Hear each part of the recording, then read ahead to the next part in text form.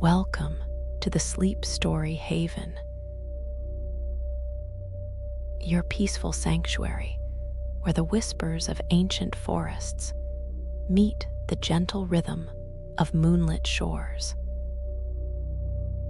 Here, time slows to the rhythm of your breathing. Worries dissolve like mist, and your mind finds the peace it's been seeking. Each story is crafted to guide you through enchanted landscapes and tranquil moments, designed to quiet your thoughts and prepare your spirit for deep, restorative sleep. So find your most comfortable position, close your eyes, and let tonight's gentle tale carry you to the peaceful dreams that await. Welcome to your Sleep Story Haven. Take a deep breath and let our story begin.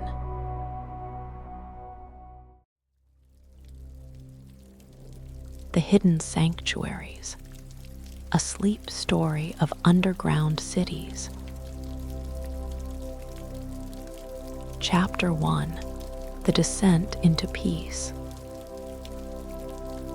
Maya walked through the bustling streets of the city above, her footsteps echoing against the concrete sidewalks as the day's final light began to fade into gentle twilight.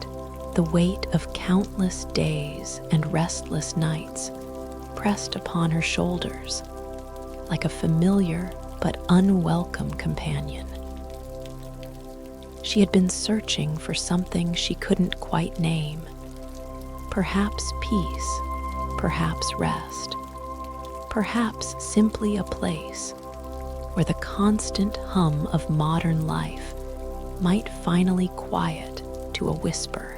The city around her pulsed with its eternal rhythm, cars flowing like rivers of light, people moving with purpose and urgency, all of it creating a symphony that had once energized her, but now only deepened her longing for stillness. Maya pulled her soft woolen coat closer around her shoulders, feeling the gentle warmth embrace her as she walked, her eyes scanning the familiar streets with new awareness, as if seeing them for the first time. As she turned down a narrow alley between two ancient brick buildings, something caught her attention, a subtle shift in the air, a barely perceptible coolness that seemed to rise from beneath her feet. The alley was quieter than the main thoroughfare, lined with old lampposts that cast pools of golden light at regular intervals, creating a gentle rhythm of brightness and shadow that felt almost like breathing. Maya paused, her hand resting against the worn brick wall beside her, and noticed how the texture felt beneath her palm, rough yet comforting, aged and weathered by countless seasons, holding within it the stories of all who had passed this way before. The bricks were warm from the day's sun, retaining heat like a gentle embrace, and she found herself pressing closer to the wall, drawing comfort from its solid presence. It was then that she noticed the small iron grate set into the sidewalk at her feet. Different from the others she had passed without thought countless times before. This one seemed to whisper with moving air, carrying with it the faintest hint of something extraordinary. The scent of flowering jasmine mixed with the clean, mineral smell of deep earth and flowing water. Maya knelt beside the grate, her knees meeting the cool stone of the sidewalk, and peered through the metal bars into the darkness below. The spaces between the iron were wider than she had initially noticed, and as her eyes adjusted to the dim light filtering down from the street lamps above, she began to make out the suggestion of carved stone steps descending into the earth, worn smooth by centuries of gentle use. The air rising from below carried with it not the harsh smells she might have expected from an urban underground, but instead the most beautiful fragrances: lavender and rosemary, the green scent of growing things, and underneath it all, the pure, clean smell of fresh water moving over ancient stone. Each breath she drew seemed to carry away a small portion of the tension she had been holding, as if the very air itself possessed healing properties. Without fully understanding why, Maya found her hands moving to the edges of the grate, and to her surprise, it lifted easily, as if it had been waiting for her touch all along. The metal was smooth and warm, and as she set it aside, the opening revealed itself to be not the cramped utility access she had expected, but instead a graceful entrance with stone steps that curved gently downward, each one carved with subtle patterns that seemed to catch and reflect the limited light from above. The steps were wide enough for comfortable passage, and as Maya lowered herself through the opening, her feet found secure purchase on stone that felt neither slippery nor rough, but perfectly textured for safe descent. The walls on either side were carved from what appeared to be warm sandstone, smooth to the touch, and decorated with flowing patterns that seemed to guide the eye downward, deeper into the earth's embrace. As she descended, the sounds of the city above gradually faded, replaced by something far more soothing: the gentle whisper of moving air, the distant tinkle of water over stone, and underneath it all, a subtle humming that seemed to resonate from the earth itself, a deep, comforting vibration that she felt more than heard. The steps continued downward in a gentle spiral that felt neither steep nor taxing, but rather like a natural progression into deeper rest. Maya found her breathing beginning to slow and deepen naturally, matching the rhythm of her footsteps on the ancient stone. Each step seemed to carry her not just physically deeper into the earth, but also into a state of increasing calm and wonder. The walls around her began to glow with a soft, warm light that seemed to emanate from within the stone itself, eliminating any sense of darkness or claustrophobia. This light was nothing like the harsh fluorescence of the world above, but rather resembled the gentle glow of candlelight or the warm rays of sunset, creating dancing shadows that moved like gentle waves across the carved surfaces. As Maya continued her descent, she began to notice small alcoves carved into the walls at regular intervals, each one containing something beautiful, a cluster of crystals that caught and reflected the stone's inner light, a small fountain where clear water bubbled up from unseen springs and flowed in delicate streams down channels carved with artistic precision, or simple arrangements of flowers that filled the air with their sweet fragrance. The deeper she went, the more the space around her seemed to expand, as if the narrow stairway was gradually opening into something far grander. The ceiling above her head rose higher with each turn of the spiral, and Maya could begin to make out the suggestion of vast spaces beyond the immediate path. Spaces filled with the gentle echo of moving water and the soft whisper of air through unseen passages. Her hand trailed along the smooth stone wall as she walked, feeling the subtle vibrations that seemed to pulse through the rock like a slow, steady heartbeat.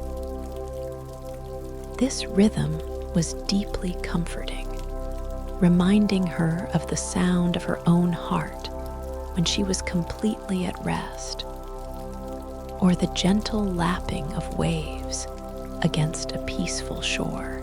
Each pulse seemed to synchronize with her own breathing, creating a harmony between her body and the ancient stone that surrounded her.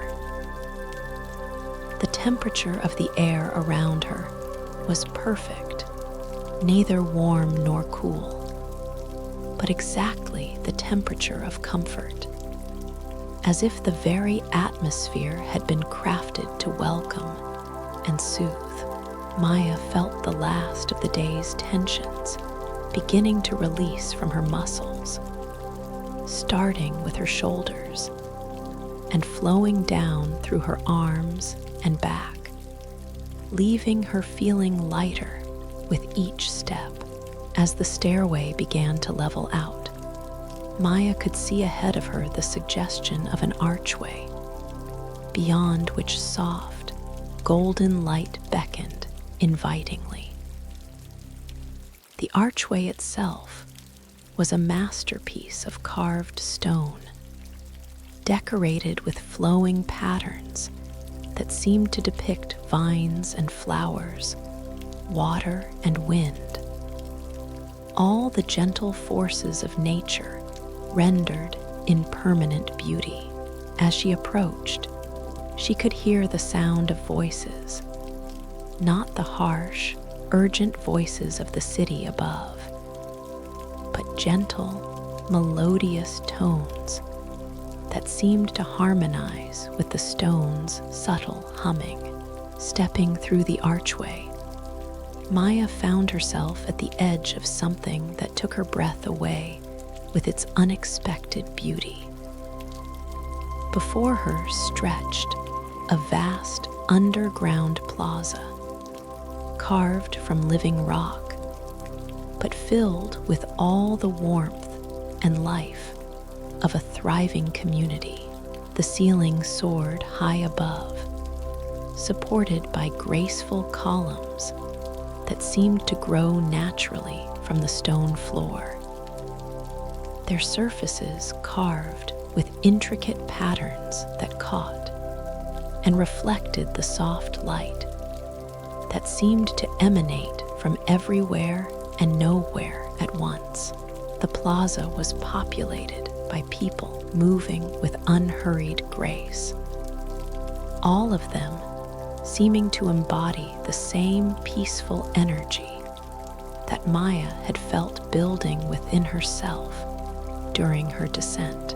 They wore clothes of simple, flowing fabrics in colors that reminded her of natural things: the soft brown of tree bark, the gentle green of new leaves, the warm gold of wheat fields in summer sunshine.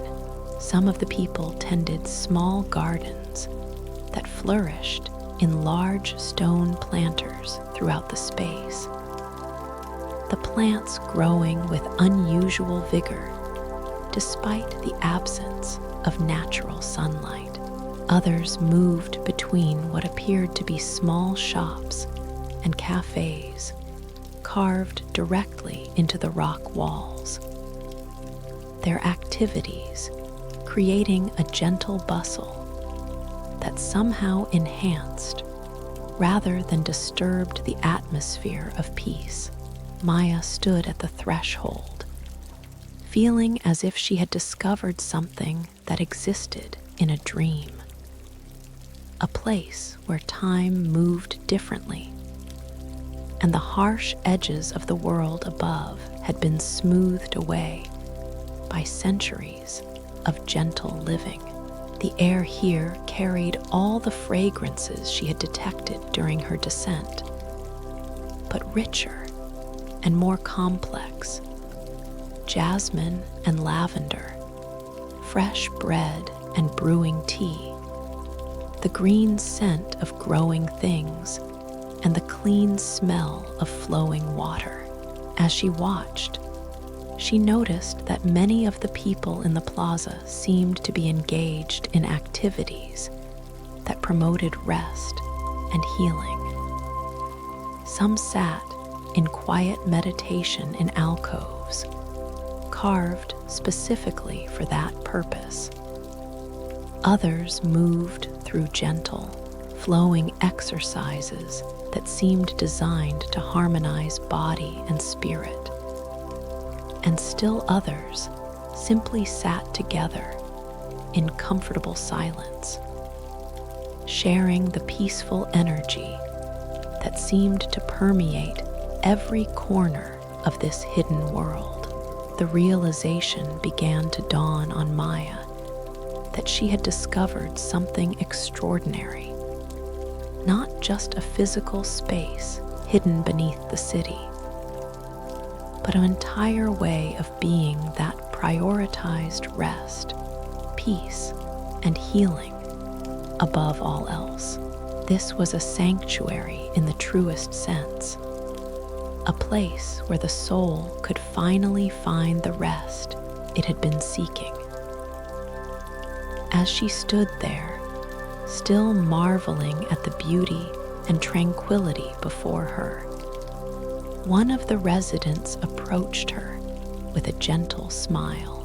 The woman was perhaps middle-aged, with silver-streaked hair woven with small flowers and eyes that sparkled with kindness and deep contentment. She wore a simple dress of soft blue fabric that seemed to shimmer slightly in the ambient light, and her movements carried the same unhurried grace that Maya had noticed in all the plaza's inhabitants.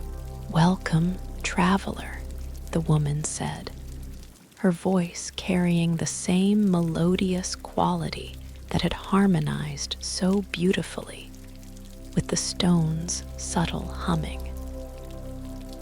"We have been expecting you, though perhaps you did not know you were coming to us. My name is Alina, and I am one of the guides here in the first sanctuary. We have many places of rest and healing to show you, if you are ready to continue your journey toward true peace."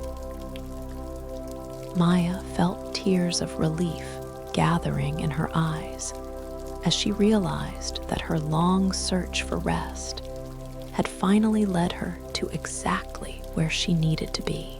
The tension she had carried for so long continued to flow out of her body, replaced by a growing sense of safety and welcome that seemed to emanate from the very stones around her. "Yes," she whispered, her voice barely audible above the gentle sounds of the underground community. "Yes, I think I have been looking for this place my entire life." Alina's smile deepened, and she extended her hand toward Maya in invitation. "Then come," she said gently.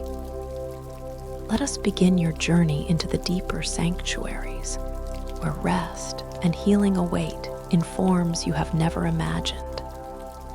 There is so much beauty to show you, so many gifts of peace to share." As Maya took Alina's hand, feeling the warmth and gentleness of her touch, she knew that her life had just changed in the most beautiful way possible. The world above, with all its noise and urgency, suddenly seemed very far away. And for the first time in longer than she could remember, Maya felt herself truly beginning to relax into the promise of deep, lasting peace. Chapter 2: The Garden of Gentle Whispers. Alina led Maya across the plaza, their footsteps making soft, rhythmic sounds against the smooth stone floor that seemed to blend naturally with the gentle symphony of voices, flowing water, and rustling plants that filled the vast underground space. As they walked, Maya noticed how each person they passed offered them a gentle nod or peaceful smile. Acknowledgements that conveyed welcome and understanding without the need for words.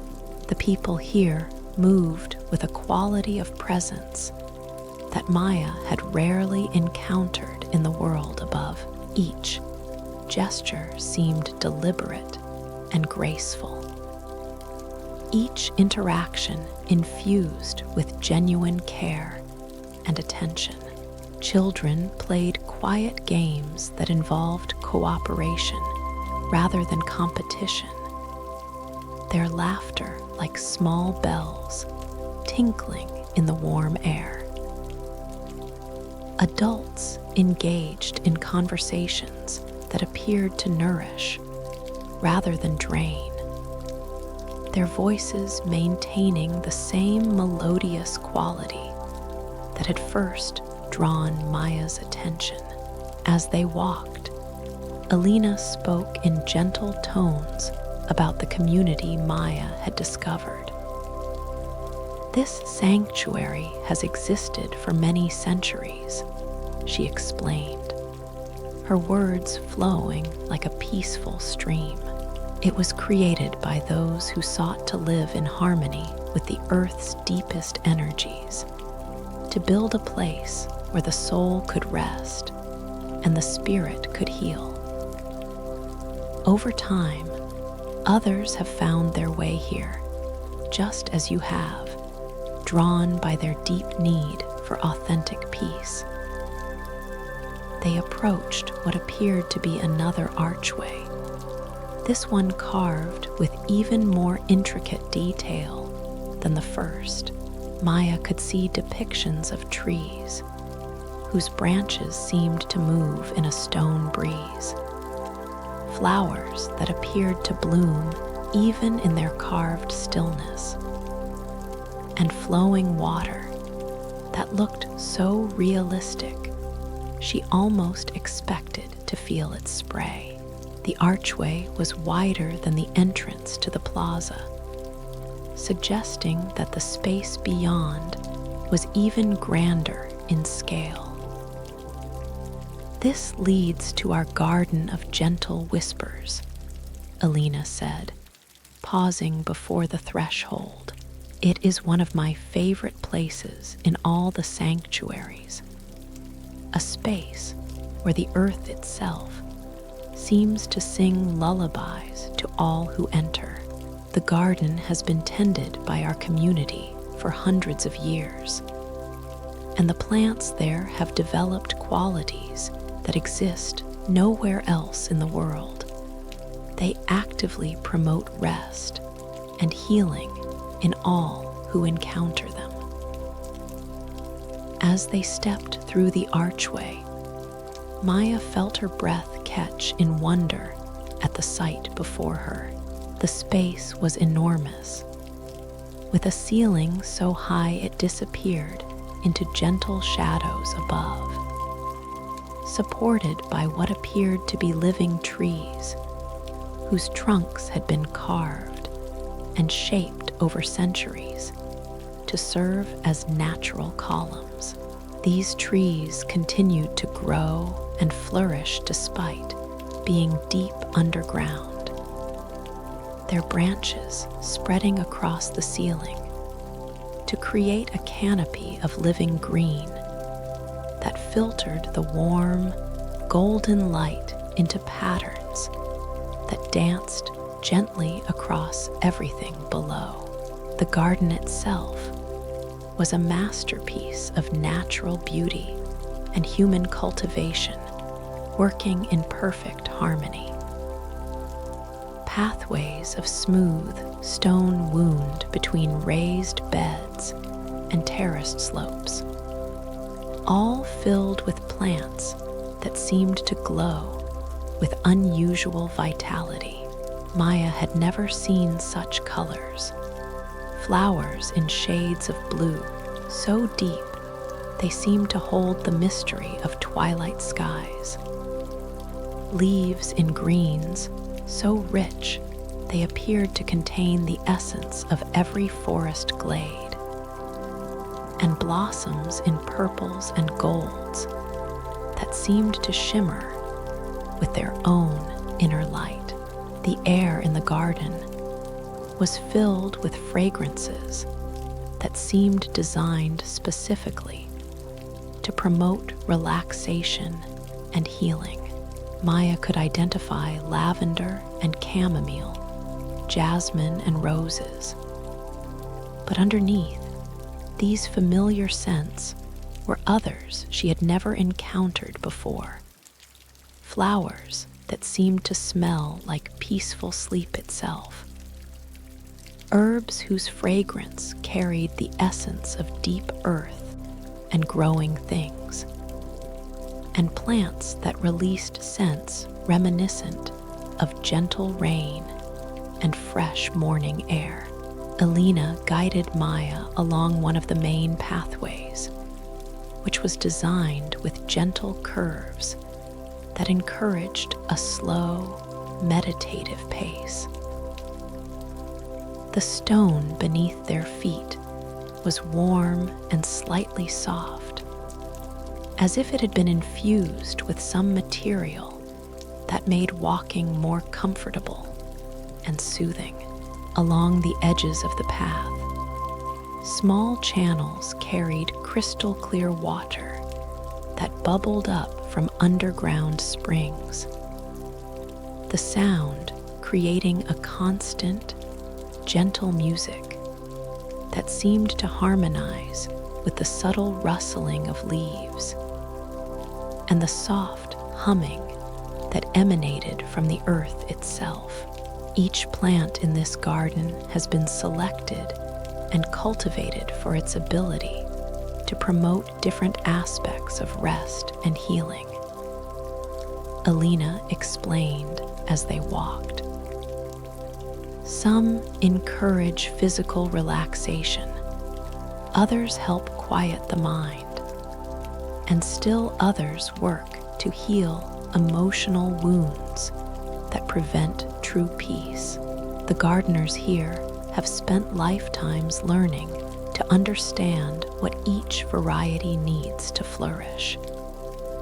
And in return, the plants share their gifts freely with all who visit. They paused beside a section of the garden where tall plants with silver green leaves swayed gently despite the absence of any apparent breeze. As Maya watched, she realized that the plants were moving in rhythm with her own breathing, as if they were somehow attuned to the life force of everyone in the garden. The effect was deeply soothing, creating a visual representation of the peaceful breathing that was essential to deep relaxation. "These are called breath companions," Alina said, noticing Maya's fascination. "They have the remarkable ability to synchronize with the respiratory patterns of nearby people, and their movement actually helps encourage slower, deeper breathing." Many visitors find that simply sitting near them for a few minutes naturally shifts their entire nervous system into a more peaceful state. Maya found herself breathing more slowly and deeply just from watching the gentle swaying of the silver-green leaves.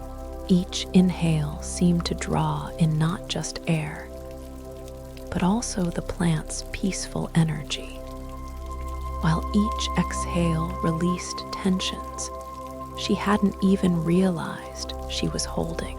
The rhythm was hypnotic in the most healing way, and she felt her shoulders dropping and her jaw unclenching as her body responded to the plant's gentle influence. They continued along the path, passing sections devoted to different aspects of healing. One area contained plants with broad, soft leaves in shades of blue and purple, their surfaces covered with a fine, downy texture that seemed to glow faintly in the garden's warm light. Alina explained that these were called dream weavers, plants that released compounds into the air that promoted the kind of deep, restorative sleep filled with beautiful and healing dreams. Another section featured plants that grew in perfect spirals, their stems and leaves creating natural patterns that drew the eye inward and encouraged a meditative state of mind. Maya found herself gazing at these spiral plants and feeling her thoughts naturally beginning to quiet, as if the visual pattern was helping to organize her mental energy in a more peaceful way. Throughout the garden, comfortable seating areas had been created using stones that had been naturally shaped by centuries of flowing water, then positioned to take advantage of the most beautiful views and the most therapeutic combinations of plant fragrances. Many of these seats were occupied by people sitting in peaceful contemplation, some alone and others in small groups, all of them radiating the same quality of deep contentment that Maya had noticed in Alina and the other sanctuary residents.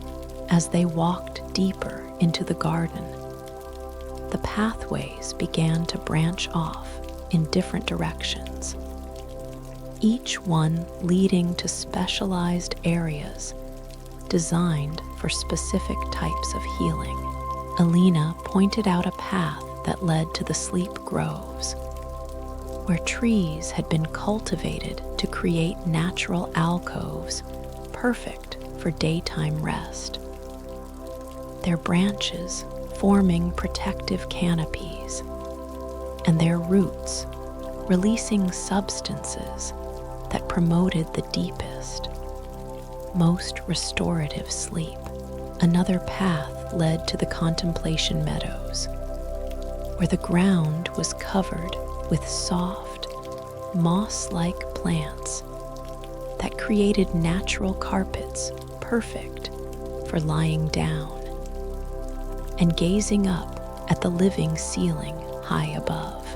The moss released a subtle fragrance that helped quiet mental chatter and promote the kind of peaceful awareness that led to profound insights and emotional healing. Maya felt drawn to explore each of these areas, but Alina gently guided her toward the center of the garden, where something even more extraordinary awaited. "There is something I want to show you," she said, her voice carrying a note of special excitement. At the heart of this garden grows something that exists nowhere else in any world, the tree of deepest rest. As they approached the garden's center, Maya could see ahead of them a clearing where the pathways converged in a perfect circle. At the center of this circle grew a tree, unlike anything she had ever seen or imagined.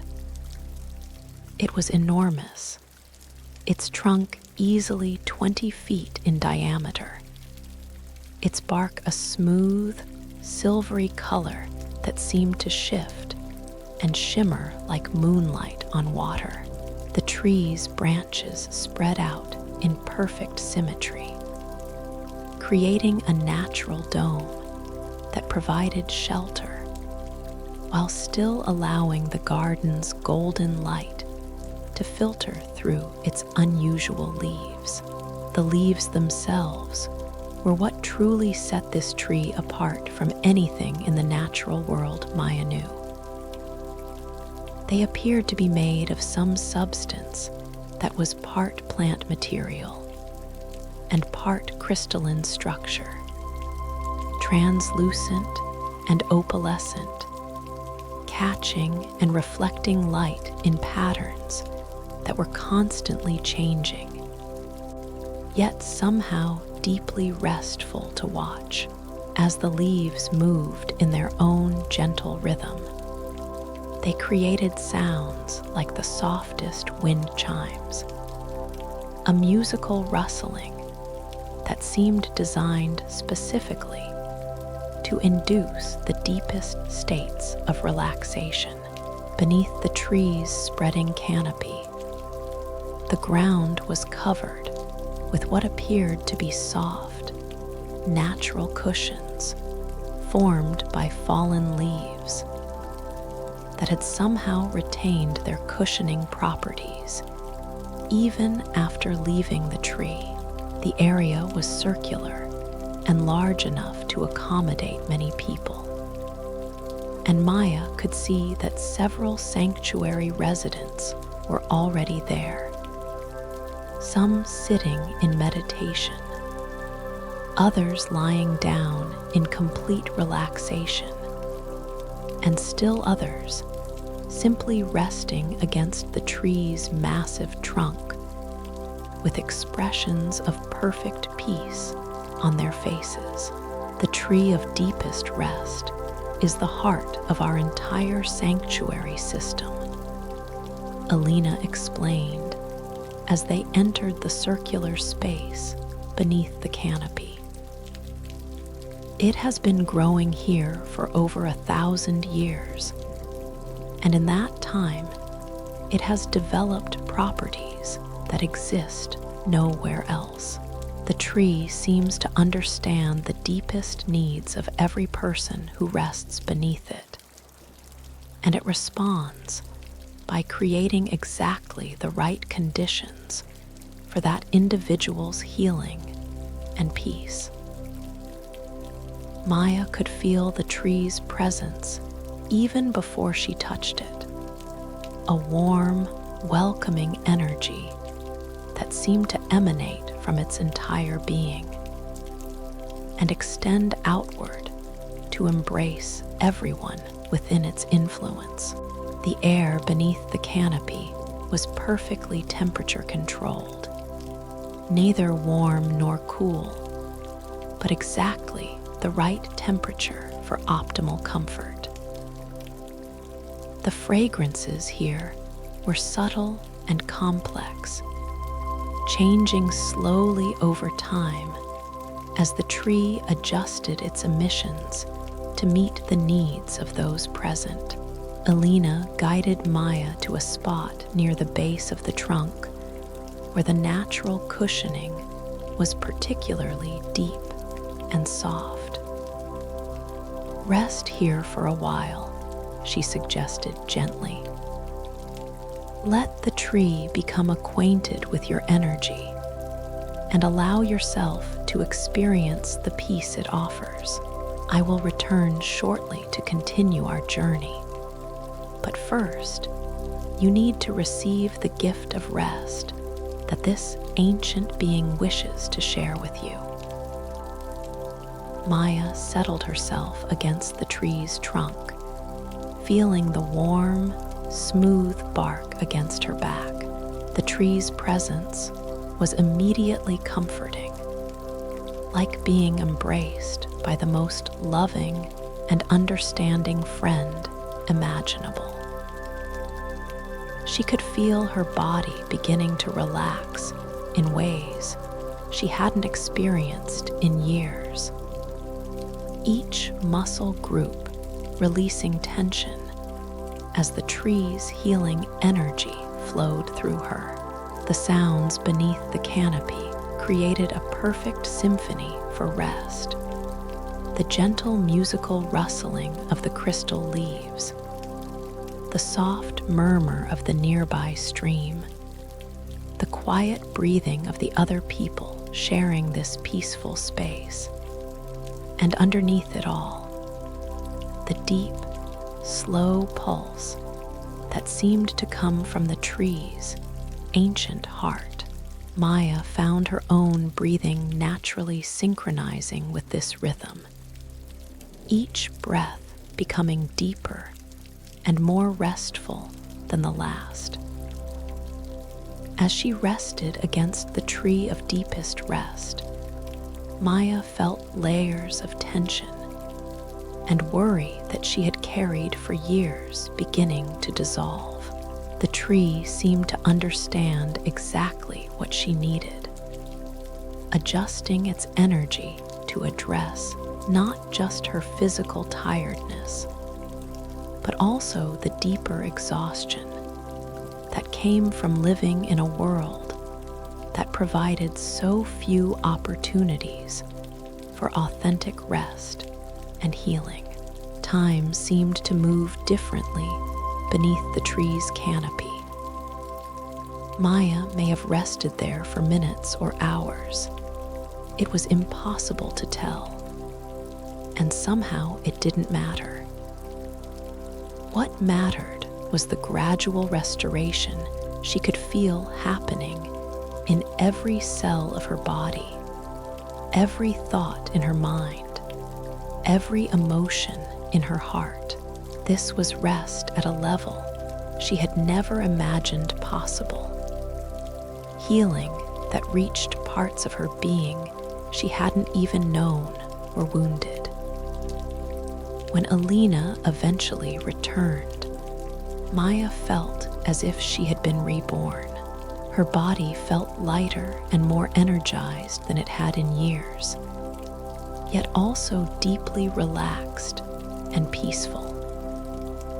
Her mind was clear but quiet, free from the constant chatter that usually filled her thoughts.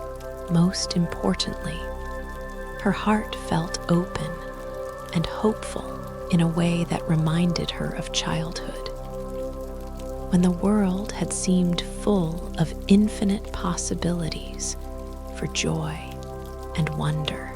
"The tree has accepted you," Alina observed with a warm smile. "I can see its peace in your eyes and its healing in the way you carry yourself. This is just the beginning, dear Maya. There are many more sanctuaries to explore, each one offering different gifts of rest and restoration. Are you ready to continue our journey deeper into the healing realms that await?"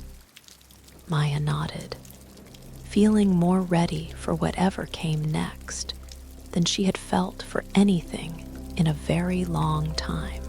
The tree of deepest rest had given her something precious, not just rest for her body, but a deep knowing that true peace was possible, that healing was available, and that she was exactly where she needed to be.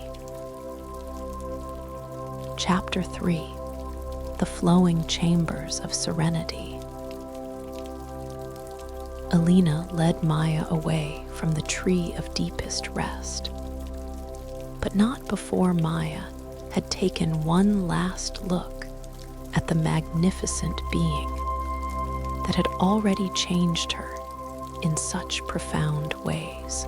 The tree seemed to pulse with gentle farewell energy, its crystalline leaves catching the light in patterns that looked almost like waving.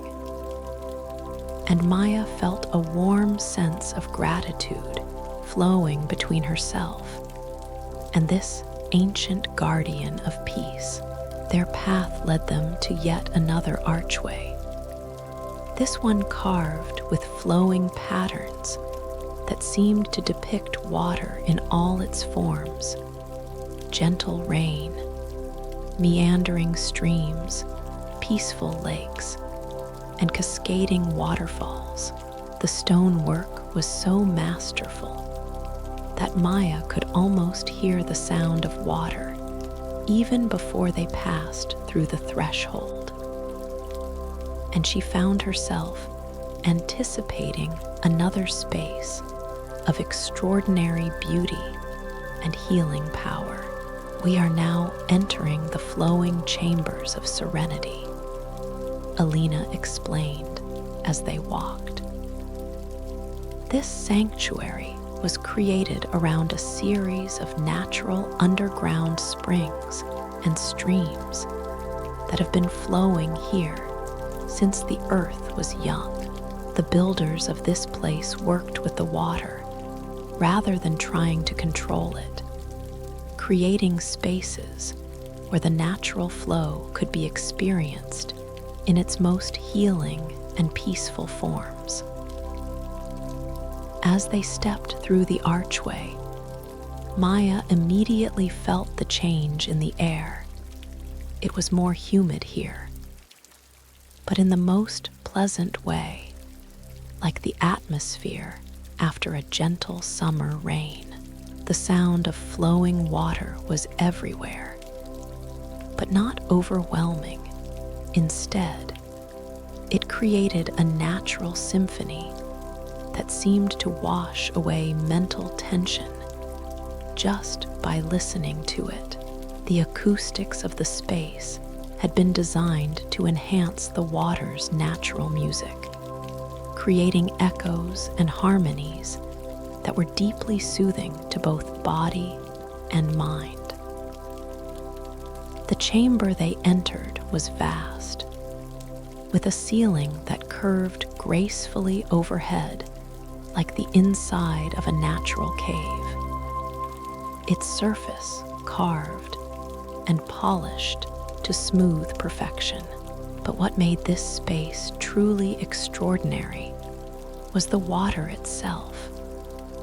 It flowed through the chamber in channels and streams that had been carved into the floor and walls, creating a network of waterways that sparkled in the warm, golden light that emanated from sources hidden throughout the space. Some of the water channels were wide and shallow, creating broad streams that moved with gentle murmuring sounds, while others were narrow and deep, their water flowing more quickly and creating higher-pitched musical notes. Still other sections featured small waterfalls where water cascaded from higher levels to lower ones, each fall carefully designed to create the most beautiful and relaxing sounds possible. Throughout the chamber, comfortable seating areas had been created on slightly raised platforms that allowed visitors to sit or lie down while remaining dry, yet close enough to the flowing water to benefit fully from its peaceful energy. Many of these platforms featured cushions and soft fabrics in colors that complemented the water, blues and greens and silvery grays that seemed to shift and change in the dancing light reflected from the flowing streams. Water has always been one of nature's most powerful healers, Elena said, as they made their way along a walkway that curved gracefully through the chamber, following the natural flow of the largest stream. But the water here has developed properties that go far beyond what you would find in any surface stream or spring. It has been filtered through layers of healing crystals and stones, absorbing their beneficial properties. And it has been flowing through these chambers for so long that it has become attuned to the energy of peace and restoration. Maya could feel the truth of Elena's words in her own body as they walked. The very presence of so much flowing water seemed to be washing away her remaining tensions, creating a feeling of internal flow and movement that was deeply refreshing. She found herself walking with a more fluid, relaxed gait, her movements beginning to harmonize with the rhythm of the streams around them. They paused beside a section where the water had been channeled to create a series of small pools, each one at a slightly different temperature, and each one containing water that had been infused with different healing properties. Elena knelt beside one of the pools and cupped some of the crystal clear water in her hands, then gestured for Maya to do the same. This water is safe to drink and incredibly healing, Elena said. Each pool contains water that has been naturally infused with different minerals and healing essences from the plants in the garden we just visited. This particular pool promotes deep relaxation and helps quiet mental chatter. Maya cupped the warm water in her hands and brought it to her lips. The taste was unlike any water she had ever experienced, pure and clean, but also somehow rich and complex, with subtle flavors that seemed to change as she drank. The water seemed to spread warmth and relaxation through her entire body, starting from her mouth and throat and flowing outward until she felt embraced by peace from the inside out. The effects will deepen over the next few minutes, Elena said with a knowing smile. The healing properties of the water work gradually, allowing your body to adjust naturally to deeper and deeper states of rest and restoration. As they continued through the flowing chambers, Maya began to notice that there were different areas designed for different types of water healing. One section featured what Elena called the mist gardens, where warm water was released into the air as the finest, most delicate spray imaginable, creating an environment that felt like being inside a gentle, healing cloud. The mist carried with it the fragrances of healing herbs and flowers. And breathing, it felt like giving her lungs a spa treatment.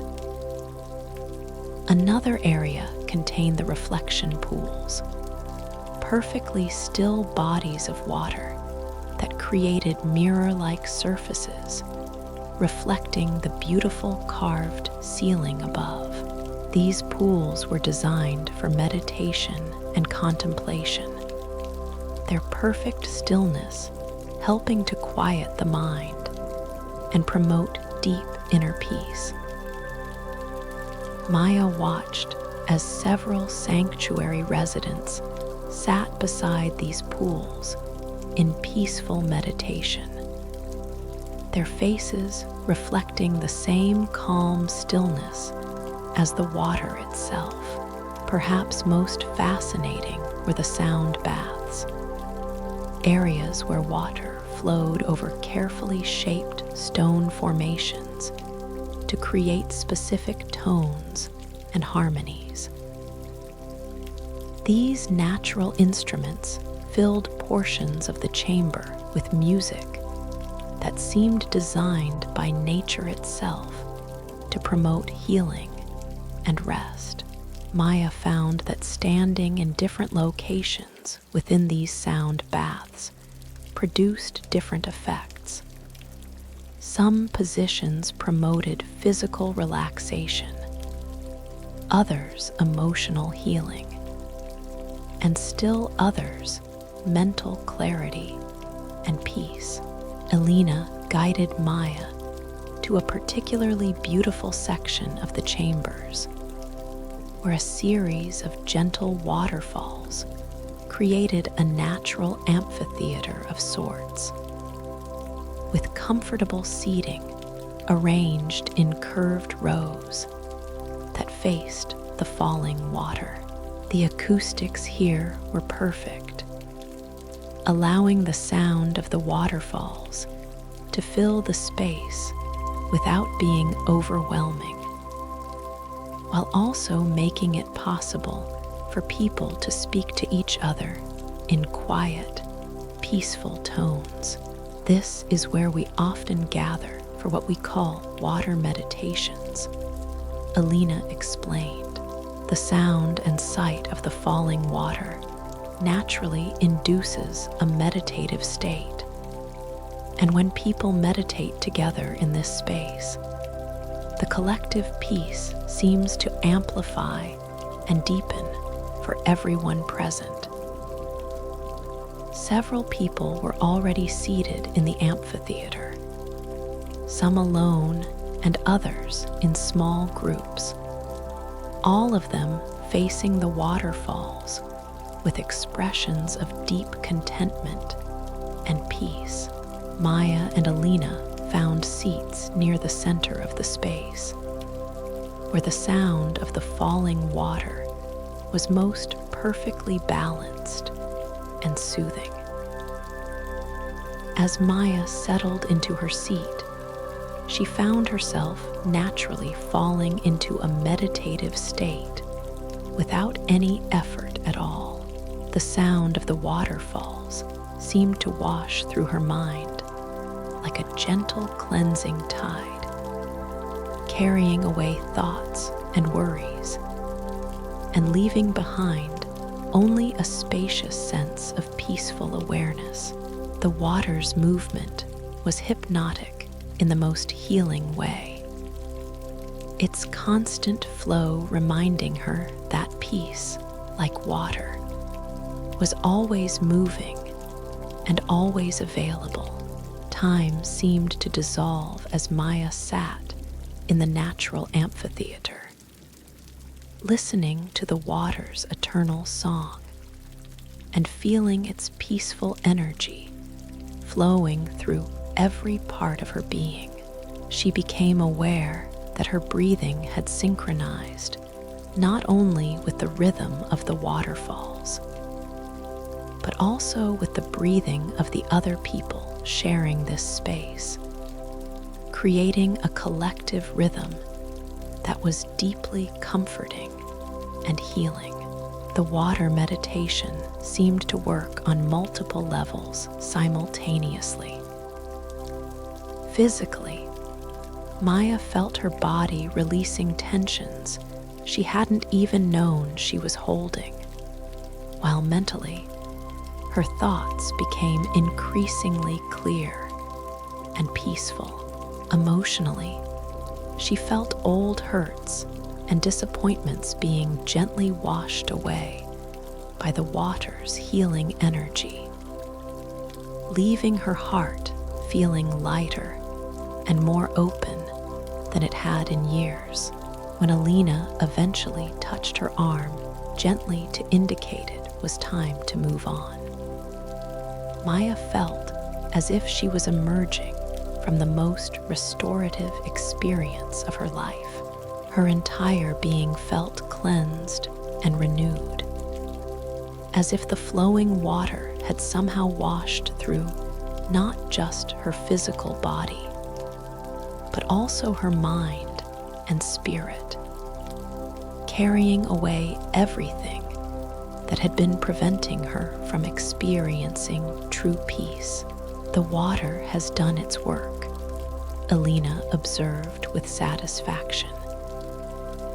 I can see its gifts in the way you move, the clarity in your eyes, and the peace that now surrounds you like a gentle aura. You are ready for the next phase of your journey into the deeper sanctuaries. As they prepared to leave the flowing Chambers of Serenity, Maya turned back for one last look at the waterfalls that had given her such profound healing. The water continued its eternal dance, falling and flowing and creating its natural music for all who needed its gifts. She felt deep gratitude for this ancient healing force and a new understanding of water's power to cleanse, restore, and renew. Where are we going next? Maya asked, her voice carrying a quality of peace and openness that hadn't been there when she first descended into the sanctuary system. Alina's eyes sparkled with anticipation. Next, we visit the crystal caves of deep harmony, she said. There, you will discover how the Earth's own crystalline structures can tune your entire being to frequencies of perfect peace and healing. The crystals there have been growing for millions of years, and they hold within them the very essence of the Earth's most peaceful vibrations. Maya felt a thrill of excitement mixed with deep contentment as she realized that her journey into healing was far from over. Each sanctuary had already given her gifts beyond anything she had imagined possible. And now there were even more wonders awaiting her in the depths of this extraordinary underground world. Chapter 4: The Crystal Caves of Deep Harmony. Maya followed Alina through passages that seemed to grow more beautiful. With each step, they took deeper into the sanctuary system. The walls here were embedded with small crystals that caught and reflected the gentle light, creating a sparkling pathway that felt like walking through a tunnel made of stars. The air carried a subtle energy that seemed to vibrate at a frequency that resonated perfectly with her relaxed state of being, making each breath feel more energizing and peaceful than the last. The passage gradually widened as they walked, and Maya began to hear something that was both sound and sensation simultaneously. A deep, harmonic humming that seemed to come from the earth itself, but also from somewhere much deeper and more ancient. The vibration was felt as much as heard, creating a gentle resonance in her bones and organs that was profoundly soothing and healing. What you're experiencing now is the song of the crystals, Alina explained, her own voice seeming to harmonize naturally with the deep humming that surrounded them. The caves we're approaching contain some of the largest and most ancient crystal formations on Earth. They have been growing here for millions of years, and in that time, they have developed the ability to generate and maintain vibrational frequencies that promote perfect harmony in all living things. As they approached another archway, this one appearing to be carved from a single enormous crystal that reflected their images in countless beautiful fractal patterns. Maya could feel the harmonious vibrations growing stronger. Her entire body began to feel as if it was being gently tuned, like a musical instrument being adjusted to perfect pitch. The sensation was unlike anything she had ever experienced, deeply relaxing, yet somehow energizing at the same time. Stepping through the crystal archway was like entering another world entirely. The cave system beyond was vast, with soaring ceilings that disappeared into gentle shadows high above. But what truly took Maya's breath away were the crystals themselves. Enormous crystal formations rose from the cave floor like frozen music made visible, some reaching heights of 30 feet or more. Their surfaces perfectly clear and smooth, refracting the ambient light into countless rainbows that danced across the walls and ceiling.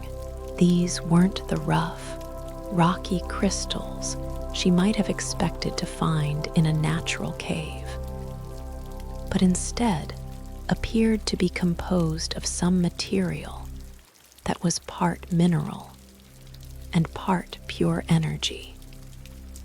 Their internal structure visible and beautiful beyond description.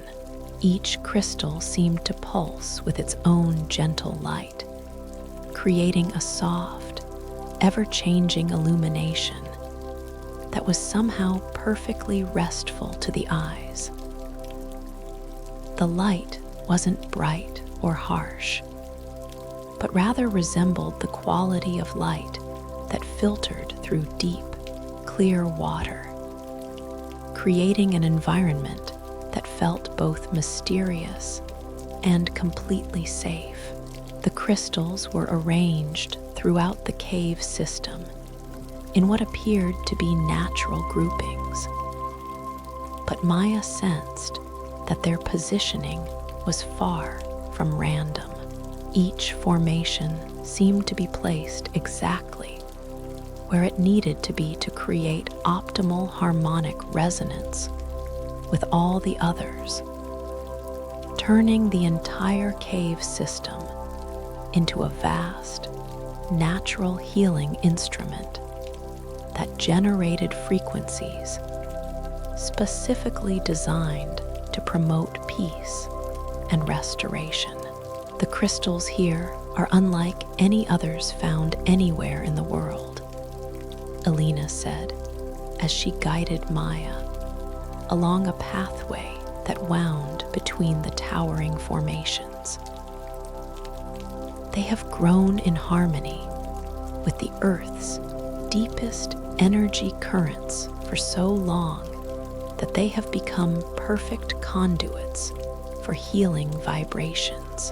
Each crystal resonates at slightly different frequencies, and together they create a symphony of sound and energy that can tune the human body and spirit to perfect harmony. As they walked deeper into the cave system, Maya could feel the crystal song growing stronger and more complex. What had begun as a simple, deep humming now revealed itself to be an intricate composition of many different tones and harmonies, each one perfectly balanced with all the others. Her body responded to these frequencies by relaxing more deeply than she had thought possible, while simultaneously feeling more energized and alive. The pathway they followed was made of the same crystalline material as the formations around them, but polished to a smooth, comfortable walking surface that seemed to pulse gently with each step.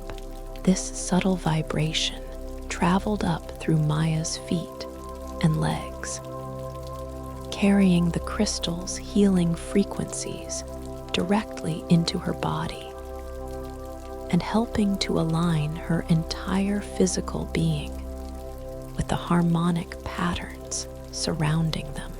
They paused beside a particularly magnificent crystal formation that rose from the cave floor in a perfect spiral. Its surface so clear and pure that Maya could see deep into its internal structure, where geometric patterns of incredible complexity created mandalas of light and energy that seemed to shift and evolve as she watched. "This is one of our harmony crystals," Alina explained. "It's particularly effective at helping people release old patterns of tension and stress that have become locked in their bodies and minds.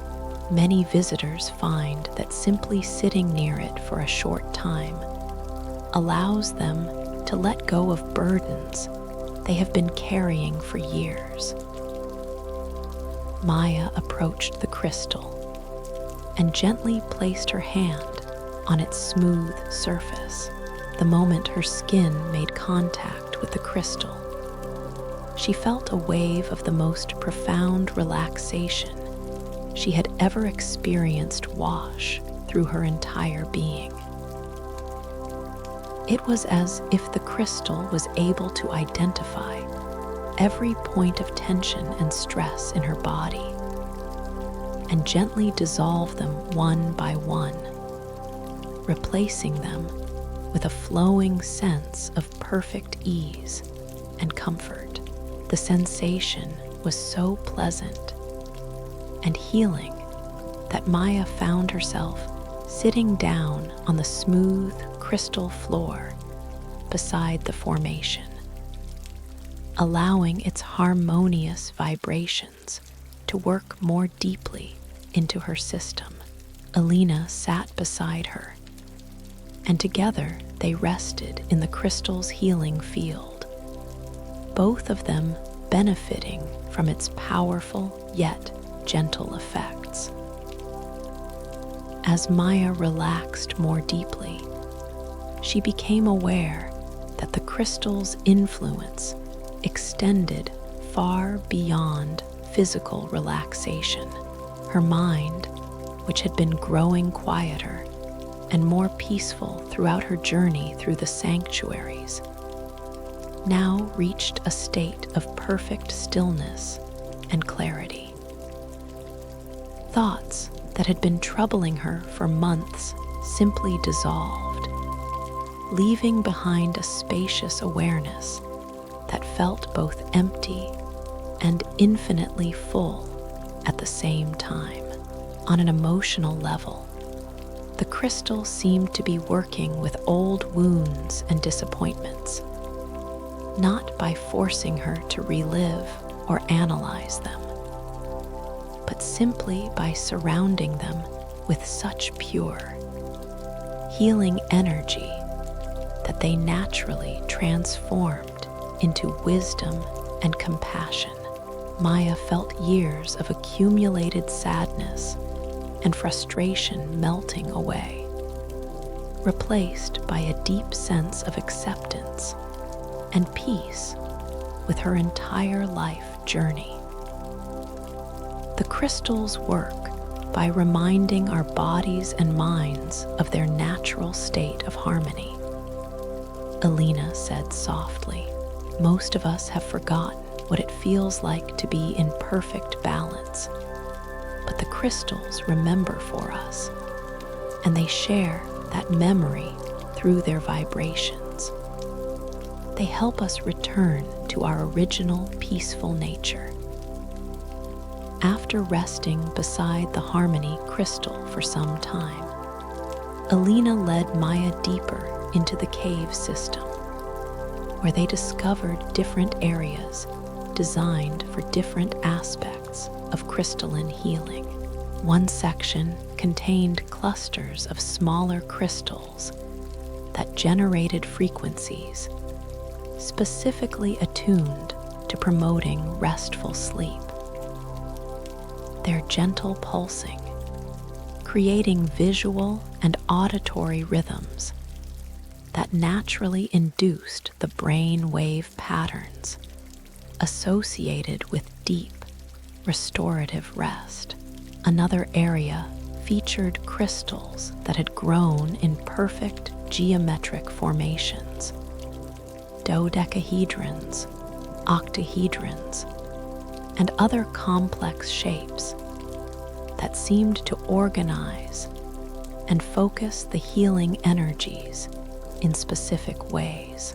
Maya learned that these geometric crystals were particularly effective at helping people achieve states of deep meditation and spiritual awareness.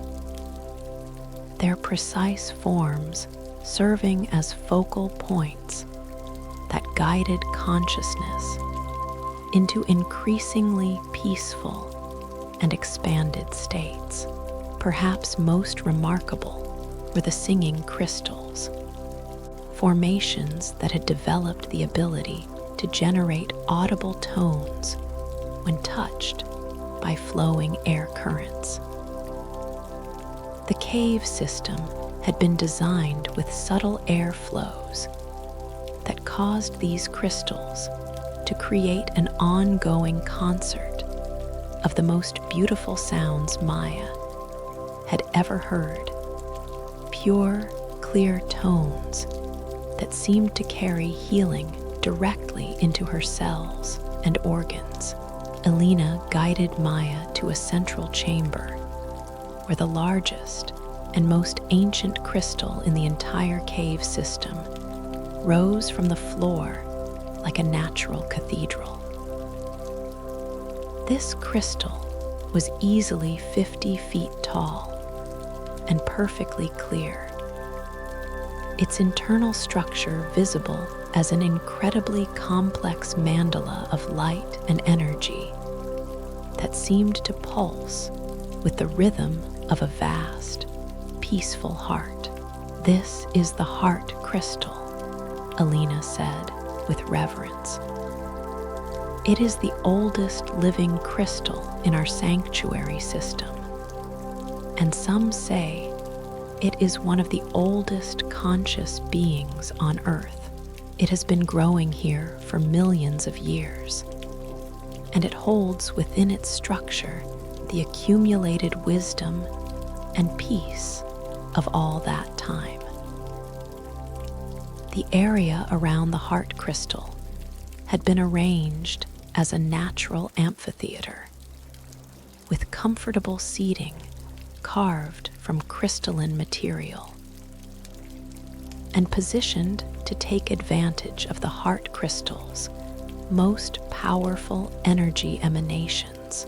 Many sanctuary residents were already there, some sitting in meditation, others lying down in complete relaxation, and still others simply gazing up at the magnificent crystal with expressions of awe and peace. Maya and Alina found seats near the base of the heart crystal, close enough to feel its powerful presence, but positioned to see its full height and beauty.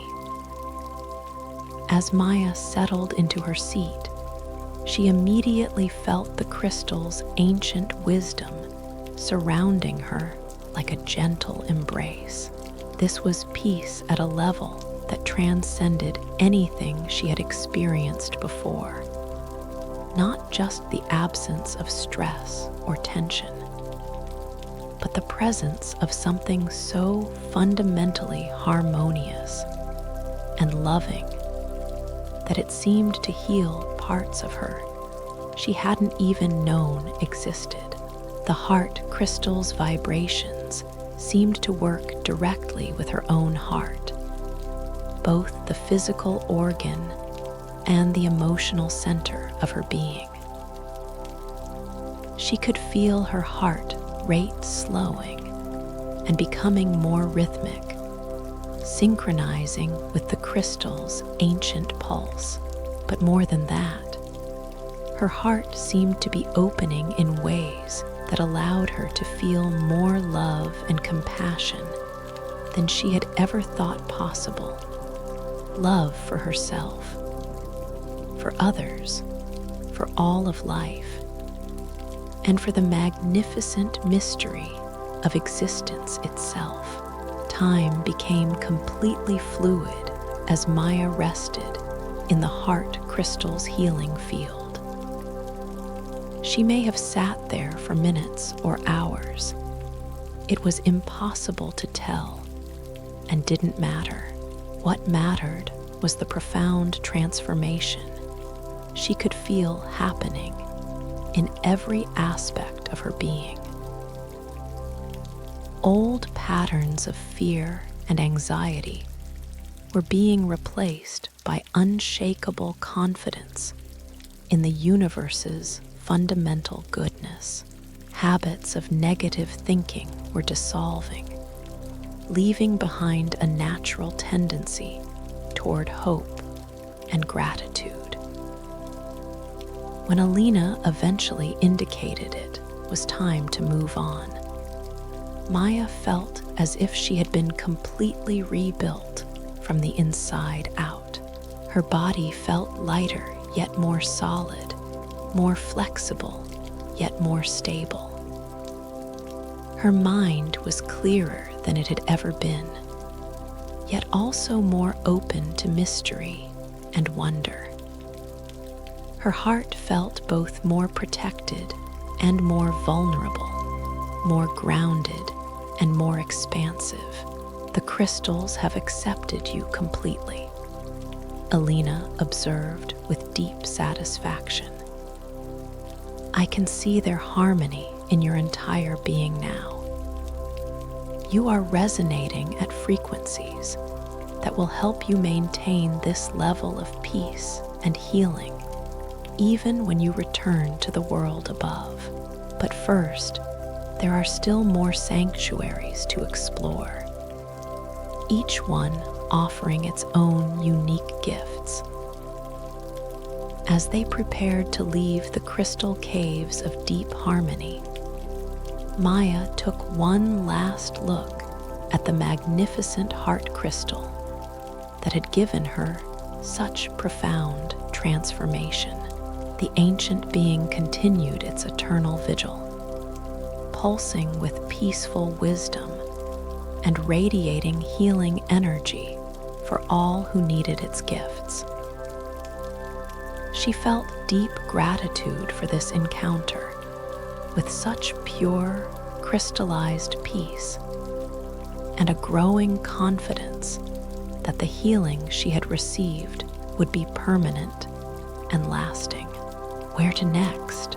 Maya asked, her voice now carrying harmonics that seemed to resonate with the crystal song still echoing around them. Alina smiled mysteriously. "Next, we visit the libraries of whispered wisdom," she said. "There, you will discover that knowledge itself can be a source of deep peace when it comes from the right source and is received in the right spirit. The libraries contain the accumulated wisdom of all who have found their way to these sanctuaries over the centuries, preserved in forms that nourish the soul rather than burden the mind."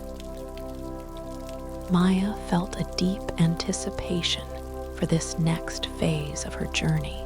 Each sanctuary had already transformed her in ways she was still discovering, and the prospect of encountering wisdom that could deepen her peace even further filled her with quiet excitement and wonder.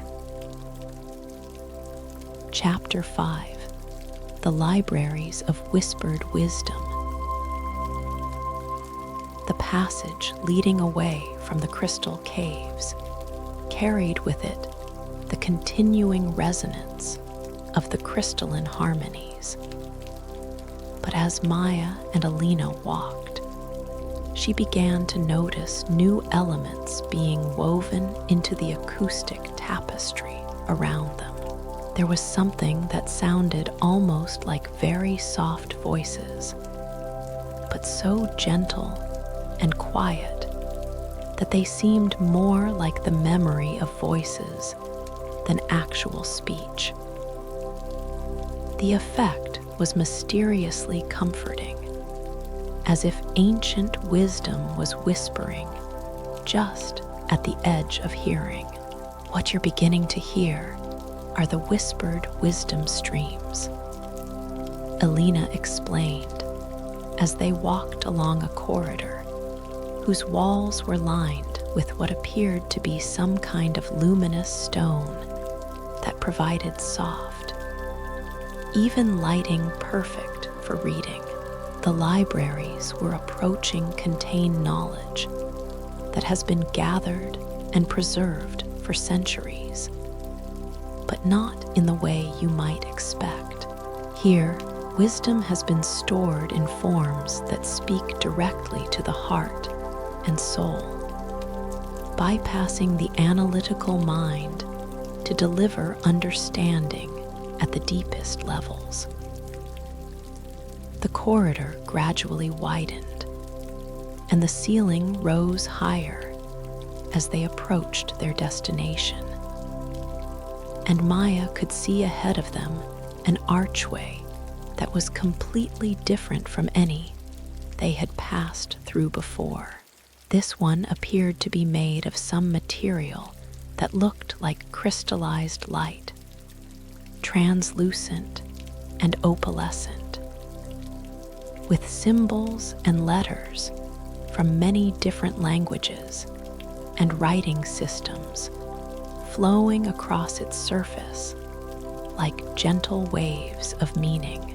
As they passed through this archway of living text, Maya felt something remarkable happening to her understanding and perception. It was as if the very act of walking through the gateway was somehow enhancing her ability to comprehend and absorb wisdom, opening channels of knowing that she hadn't even realized existed within her. The space beyond the archway was breathtaking in its beauty and scope. The library of whispered wisdom was enormous, with multiple levels connected by gently spiraling ramps and bridges, all of it carved from what appeared to be the same luminous stone that had lined the corridor, but instead of traditional books and shelves, this library contained something far more extraordinary. Knowledge here was stored in crystalline formations, similar to those they had just left in the caves. But these crystals had been specifically cultivated to hold and preserve wisdom, rather than just healing vibrations. Some were small enough to hold in one hand, while others rose like pillars from floor to ceiling, their surfaces glowing with soft, warm light that seemed to pulse gently with the rhythm of thought itself. Each crystal contains vast amounts of knowledge and wisdom, Alina explained as they entered the main reading area, where comfortable chairs and soft cushions had been arranged to create intimate spaces for learning and contemplation. But the knowledge isn't accessed through reading in the traditional sense. Instead, the crystals share their wisdom directly with anyone who approaches them with genuine desire to learn and grow. Maya watched in fascination as she observed other library visitors engaging with the wisdom crystals. Some sat quietly beside the smaller formations, their eyes closed and expressions peaceful, apparently receiving knowledge through some form of direct transmission. Others placed their hands gently on the crystal surfaces, and Maya could see their faces lighting up with understanding and joy as new insights flowed into their awareness. Still others lay down on comfortable cushions, positioned beneath the larger crystal pillars, allowing the wisdom vibrations to flow through their entire bodies, while they rested in states that appeared to be part sleep, part meditation, and part pure learning. All of them radiated the same quality of deep contentment and expanding understanding that Maya had come to associate with the sanctuary's transformative effects. Alina guided Maya to a section of the library where smaller crystals were arranged on naturally formed stone tables, each one surrounded by comfortable seating and soft lighting that created perfect conditions for intimate encounters with wisdom. The crystals here came in many different colors and sizes, and Maya could sense that each one contained different types of knowledge and understanding. These are some of our most accessible wisdom crystals, Alina said. They contain knowledge about peace, healing, and the art of living in harmony with oneself and the natural world. Many visitors find that starting with these creates a foundation that makes it easier to access the deeper wisdom contained in the larger formations. Maya was drawn to a crystal that glowed with soft, golden light and seemed to pulse with a particularly welcoming energy. As she approached it, she could feel the crystal somehow recognizing her presence and adjusting its emanations to match her current state of being and her capacity for receiving new understanding. Following Alina's gentle guidance, Maya settled into a comfortable chair beside the golden crystal and placed her hands lightly on its warm, smooth surface. The moment her skin made contact with the crystal, she felt a gentle flow of information beginning to stream into her awareness, not as words or images, but as direct knowing that bypassed her analytical mind and settled directly into her heart and soul. The knowledge flowing from the crystal was about the nature of true rest and the conditions that allowed for the deepest levels of healing and restoration. Maya found herself understanding, with a clarity that went far beyond intellectual comprehension, how peace was not just the absence of stress and tension, but rather a positive state of being that could be cultivated and maintained even in the midst of life's challenges. She learned about the intimate connection between inner peace and physical health, understanding how states of deep relaxation and contentment allowed the body's natural healing mechanisms to function at their optimal levels. The crystal shared wisdom about the importance of creating regular spaces for rest and renewal, and how these periods of restoration were not luxuries, but essential requirements for a truly fulfilling life. But perhaps most importantly, the crystal imparted understanding about how to carry the peace she was discovering in the sanctuaries back into her daily life above ground. She learned techniques for accessing states of deep calm, even in busy, stressful environments, and ways of thinking and being that naturally promoted ongoing healing and growth. All of this knowledge came not as an overwhelming flood of information, but as a gentle, steady stream that her consciousness could easily absorb and integrate. The crystal seemed to know exactly how much wisdom she could comfortably receive at any given moment, and it adjusted its transmission accordingly, ensuring that every piece of understanding was fully absorbed before the next insight was offered.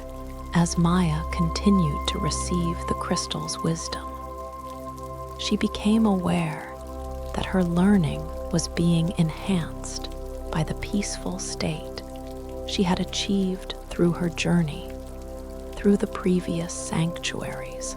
The deep relaxation, the harmonic attunement, and the emotional healing she had experienced had created optimal conditions for absorbing new knowledge, allowing her to understand and integrate information at levels that wouldn't have been possible in her previous, more stressed state.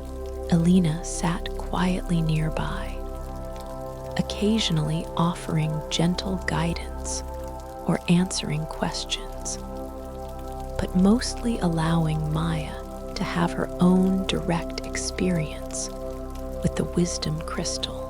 This personal encounter with living knowledge was clearly an important part of the sanctuary's healing process, allowing each visitor to receive exactly the understanding they needed for their own unique journey toward deeper peace and well-being.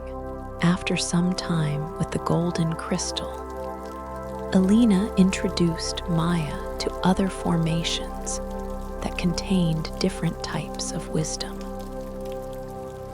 A beautiful blue crystal shared knowledge about the healing power of water and how to use various forms of hydration and aquatic therapy to promote both physical and emotional restoration. A green crystal contained vast understanding about the healing properties of plants and how to create living environments that naturally supported peace and well-being. A particularly striking violet crystal held wisdom about the power of sound and vibration in healing, teaching Maya how different frequencies could be used to promote specific types of restoration and growth. As she engaged with this crystal, she gained understanding about why the various sounds in the sanctuaries, the flowing water, the crystal songs, the gentle voices, had been so effective in promoting her relaxation and healing. Perhaps most fascinating was a clear crystal that seemed to contain light within its structure, and which shared wisdom about the relationship between consciousness and healing. Through this crystal, Maya learned how awareness itself could be a powerful tool for transformation, and how the simple act of paying peaceful attention to her inner and outer experience could promote profound healing and growth. Alina then guided Maya to the library's meditation alcoves, special areas designed for contemplating and integrating the wisdom received from the crystals. These alcoves were carved into the library walls and furnished with the most comfortable cushions and supports Maya had ever encountered, all positioned to take advantage of the gentle wisdom vibrations that filled the entire space. Settling into one of these alcoves, Maya found herself naturally dropping into a state of deep, meditative awareness, where all the knowledge she had received began to organize itself into a coherent understanding of how peace and healing really worked. She could feel the wisdom from all the different crystals weaving together into a comprehensive understanding that would guide her not just during her time in the sanctuaries, but for the rest of her life. In this meditative state, Maya also became aware of something even more profound, that the wisdom she was receiving wasn't really coming from outside herself, but was instead being awakened from within her own deepest knowing. The crystals weren't so much teaching her new information as they were helping her remember truths she had always known, but had forgotten in the busyness and stress of ordinary life. This realization filled her with a deep sense of empowerment and confidence. If this wisdom was truly her own deepest knowledge, then she would always have access to it, regardless of her external circumstances. The peace and healing she was experiencing weren't dependent on remaining in the sanctuaries, but were instead qualities of her own essential nature that could be accessed anywhere and at any time. When Maya eventually emerged from her meditation, she felt as if her understanding of life itself had been fundamentally transformed. She possessed not just intellectual knowledge about peace and healing, but embodied wisdom that would allow her to live these principles naturally and effortlessly. The insights she had gained felt like treasures that would continue to unfold and deepen throughout her entire life. The crystals have shared their greatest gifts with you, Alina observed with deep satisfaction. I can see the wisdom light in your eyes and the understanding in your entire bearing. You have received knowledge that will serve you well, not only in maintaining your own peace and healing, but also in helping others discover these same treasures within themselves. As they prepared to leave the library of whispered wisdom, Maya felt profound gratitude for this extraordinary way of learning and growing. The wisdom she had received felt alive and dynamic, not like static information, but rather like living understanding that would continue to evolve and expand as she applied it in her daily life. There are still more sanctuaries to explore, Alina said with anticipation. Next, we visit the Chambers of Gentle Movement, where you will discover how the body itself can become a source of deep peace and healing through forms of movement that are designed specifically to promote rest and restoration rather than effort and achievement. Maya felt excited about discovering this new dimension of healing.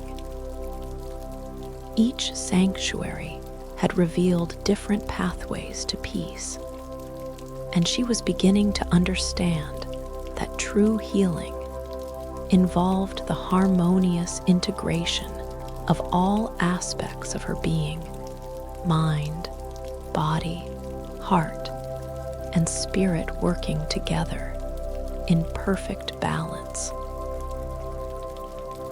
Chapter 6: The Chambers of Gentle Movement. As Maya and Alina left the library of whispered wisdom, the corridor they entered felt different from any they had traversed before. The walls here seemed to pulse gently with a subtle rhythm that reminded Maya of slow, deep breathing, and the floor beneath their feet had a slightly softer quality that made each step feel more fluid and graceful. She found herself naturally walking with a more flowing gait, as if the space itself was teaching her body how to move in more peaceful and harmonious ways. We are approaching the Chambers of Gentle Movement, Alina explained, her own movement taking on an even more graceful quality as they walked. This sanctuary was created to help people rediscover their body's natural wisdom and innate capacity for movement that heals rather than stresses, that restores rather than depletes. Many people in the world above have forgotten that movement can be a source of deep peace and restoration. The air in this corridor carried subtle fragrances that reminded Maya of forests and meadows, scents that seemed to encourage deeper breathing and greater awareness of her physical body. She noticed that her breath was naturally becoming slower and fuller, and that her muscles were relaxing even further as they walked, preparing her body for whatever healing experiences awaited in the chambers ahead. The archway leading into the movement sanctuary was unlike any they had passed through before. Instead of being carved from stone or crystal, this entrance appeared to be made of some material that moved like living wood, with graceful curves and flowing lines that seemed to shift and dance even as Maya watched. The opening itself was perfectly sized for human passage, but the surrounding structure gave the impression of being a natural formation that had grown specifically to welcome and embrace those who entered. Stepping through this living archway, Maya felt an immediate shift in her awareness of her own body. Every muscle, joint, and bone seemed to wake up in the most pleasant way, as if gentle hands were massaging her entire physical form from the inside out. The sensation was deeply relaxing, yet also energizing, reminding her of how good it felt to stretch after a long, restorative sleep. The space beyond the archway was vast and beautiful, with a high, domed ceiling that seemed to be made of some translucent material through which soft, natural light filtered down like gentle sunlight through forest leaves. The floor was covered with what appeared to be living grass that was incredibly soft and comfortable to walk on, springy enough to cushion every step while providing perfect stability for any kind of movement. Throughout the chamber, Maya could see people engaged in various forms of gentle movement, all of them radiating the same peaceful energy she had come to associate with the sanctuary residents. Some were flowing through sequences of graceful gestures that looked like slow-motion dancing, their movements so fluid and beautiful that watching them was almost meditative in itself. Others were practicing what appeared to be extremely gentle forms of stretching and flexibility work, moving so slowly and mindfully that each adjustment seemed like a form of meditation in motion. Still others were simply walking in slow, contemplative patterns around the chamber, their steps synchronized with their breathing in ways that created visible auras of peace around their moving forms. All movement here is designed to promote deeper states of rest and healing, Alina explained as they entered the main area of the chamber. Unlike the exercise and physical activities practiced in the world above, which often stress and strain the body in pursuit of external goals, the movement practices here are designed to help the body remember its natural state of ease and grace. Maya watched in fascination as she observed the various movement practices taking place around them. What struck her most was how effortless everything appeared. There was no strain, no struggle, no pushing against limitations or forcing the body into uncomfortable positions.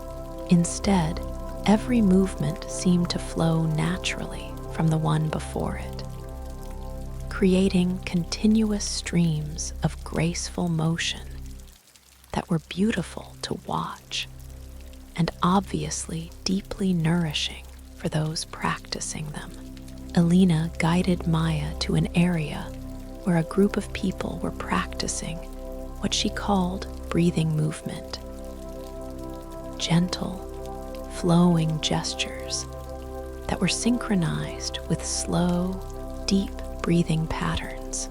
The movements themselves were simple and accessible to people of any age or physical condition.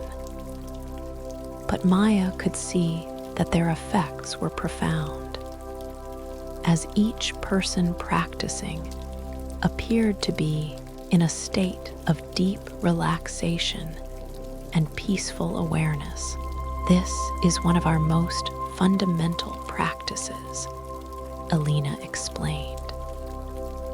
The movements help the body remember how to breathe in the most healing and restorative ways, while the breathing helps the movements become more fluid and graceful. Together, they create a practice that can quickly shift the entire nervous system into states of deep peace and restoration. Maya was invited to join the group, and she found herself naturally falling into the slow, rhythmic patterns of movement and breath. The gestures were so simple that her body seemed to remember them without any instruction, as if this way of moving was already encoded in her cellular memory and just needed to be awakened.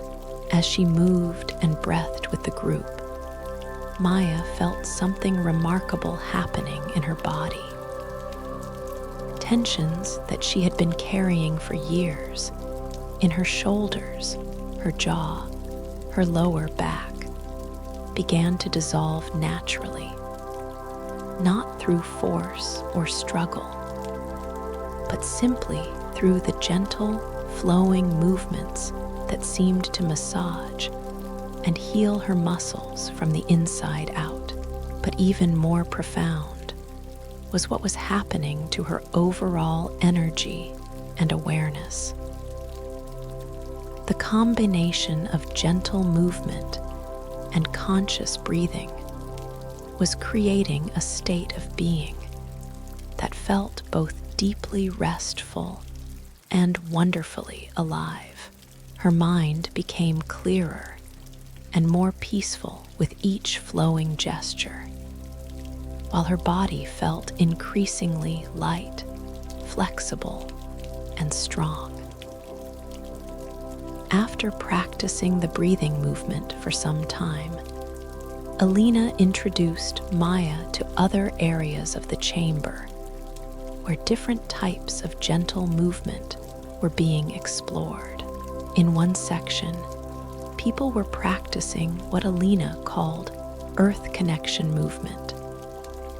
Slow, flowing exercises performed while lying on the soft grass floor, designed to help practitioners feel their connection to the healing energy of the earth itself. Maya tried this practice and immediately felt a profound sense of grounding and stability flow into her body. The grass beneath her was incredibly comfortable, like the most perfect natural mattress. And as she moved slowly and gently while maintaining contact with the earth, she felt as if she was being supported and nourished by the planet's own healing energies. Another area featured water flow movement, where practitioners moved in patterns inspired by the flow of rivers, the ebb and flow of tides, and the gentle circulation of peaceful streams. These movements were particularly effective at promoting flexibility and fluidity throughout the body. And Maya found that practicing them helped her feel more graceful and coordinated than she had in years. Perhaps most intriguing was an area dedicated to crystal harmony movement, where people moved in response to the gentle vibrations emanating from strategically placed healing crystals. The crystals' harmonic frequencies seemed to guide and inspire the movements, creating flowing dances that were both spontaneous and perfectly coordinated, as if the crystals were teaching the body how to move in harmony with the universe's most fundamental rhythms. Alina then guided Maya to what she called the rest integration area, a section of the chamber specifically designed for absorbing and integrating the benefits of gentle movement. This area featured the most comfortable resting surfaces Maya had ever encountered, natural formations that seemed to be part grass, part cushion, and part healing crystal, all perfectly shaped to support the human body in optimal positions for rest and restoration. The movements we practice here are designed not just to be beneficial while you're doing them, but to create lasting changes in how your body holds and releases tension. Alina explained as Maya settled onto one of the remarkably comfortable resting surfaces. By moving in these gentle, healing ways, your nervous system learns new patterns of ease and relaxation that continue to benefit you even when you're completely still. As Maya rested in the integration area, she could feel the truth of Alina's words in her own body. The gentle movements had somehow reset her entire physical system, leaving her feeling more relaxed and comfortable than she could ever remember being.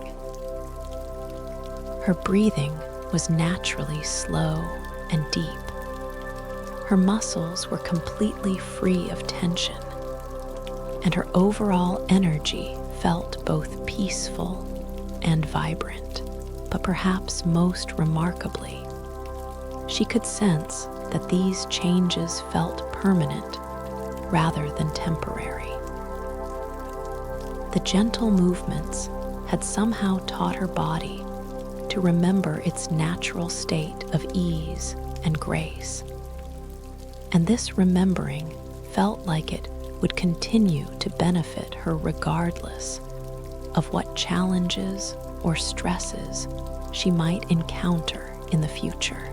Other people resting in the integration area radiated the same quality of deep, embodied peace that Maya was feeling. Some were in states of conscious rest, eyes closed, but clearly awake and aware, while others had naturally fallen into what appeared to be the most restorative sleep possible, their faces showing expressions of complete contentment and healing. Alina settled beside Maya on another of the natural resting surfaces, and together they absorbed the beneficial effects of their gentle movement practice. The entire chamber was filled with the subtle sounds of peaceful breathing, soft footsteps on grass, and the gentle whisper of air moving through the translucent dome overhead. Movement is one of the body's most powerful tools for healing and restoration, Alina said softly, but it must be the right kind of movement that honors the body's wisdom rather than fighting against it. Movement that promotes ease rather than stress, movement that connects us more deeply to our own natural rhythms and to the healing energies that surround us always. As Maya rested, she reflected on how different this approach to movement was from anything she had experienced in the world above. There, exercise was often about pushing limits, achieving goals, and overcoming resistance. Here, movement was about listening to the body's wisdom, following its natural inclinations toward grace and ease, and allowing physical activity to become a doorway into deeper states of peace and well-being. The longer she rested in the integration area, the more Maya could feel the benefits of the gentle movement practices settling into every cell of her body. Her posture felt naturally more aligned and comfortable. Her breathing had become effortlessly deep and rhythmic, and her overall sense of physical well-being was greater than she had experienced in many years. When Alina eventually suggested it was time to continue their journey, Maya felt reluctant to leave this wonderful chamber where she had rediscovered the joy of moving her body in ways that truly nourished and healed her. But she also felt excited about what other gifts the remaining sanctuaries might offer. "Where are we going next?" Maya asked as they prepared to leave the chambers of gentle movement. Alina's eyes sparkled with anticipation.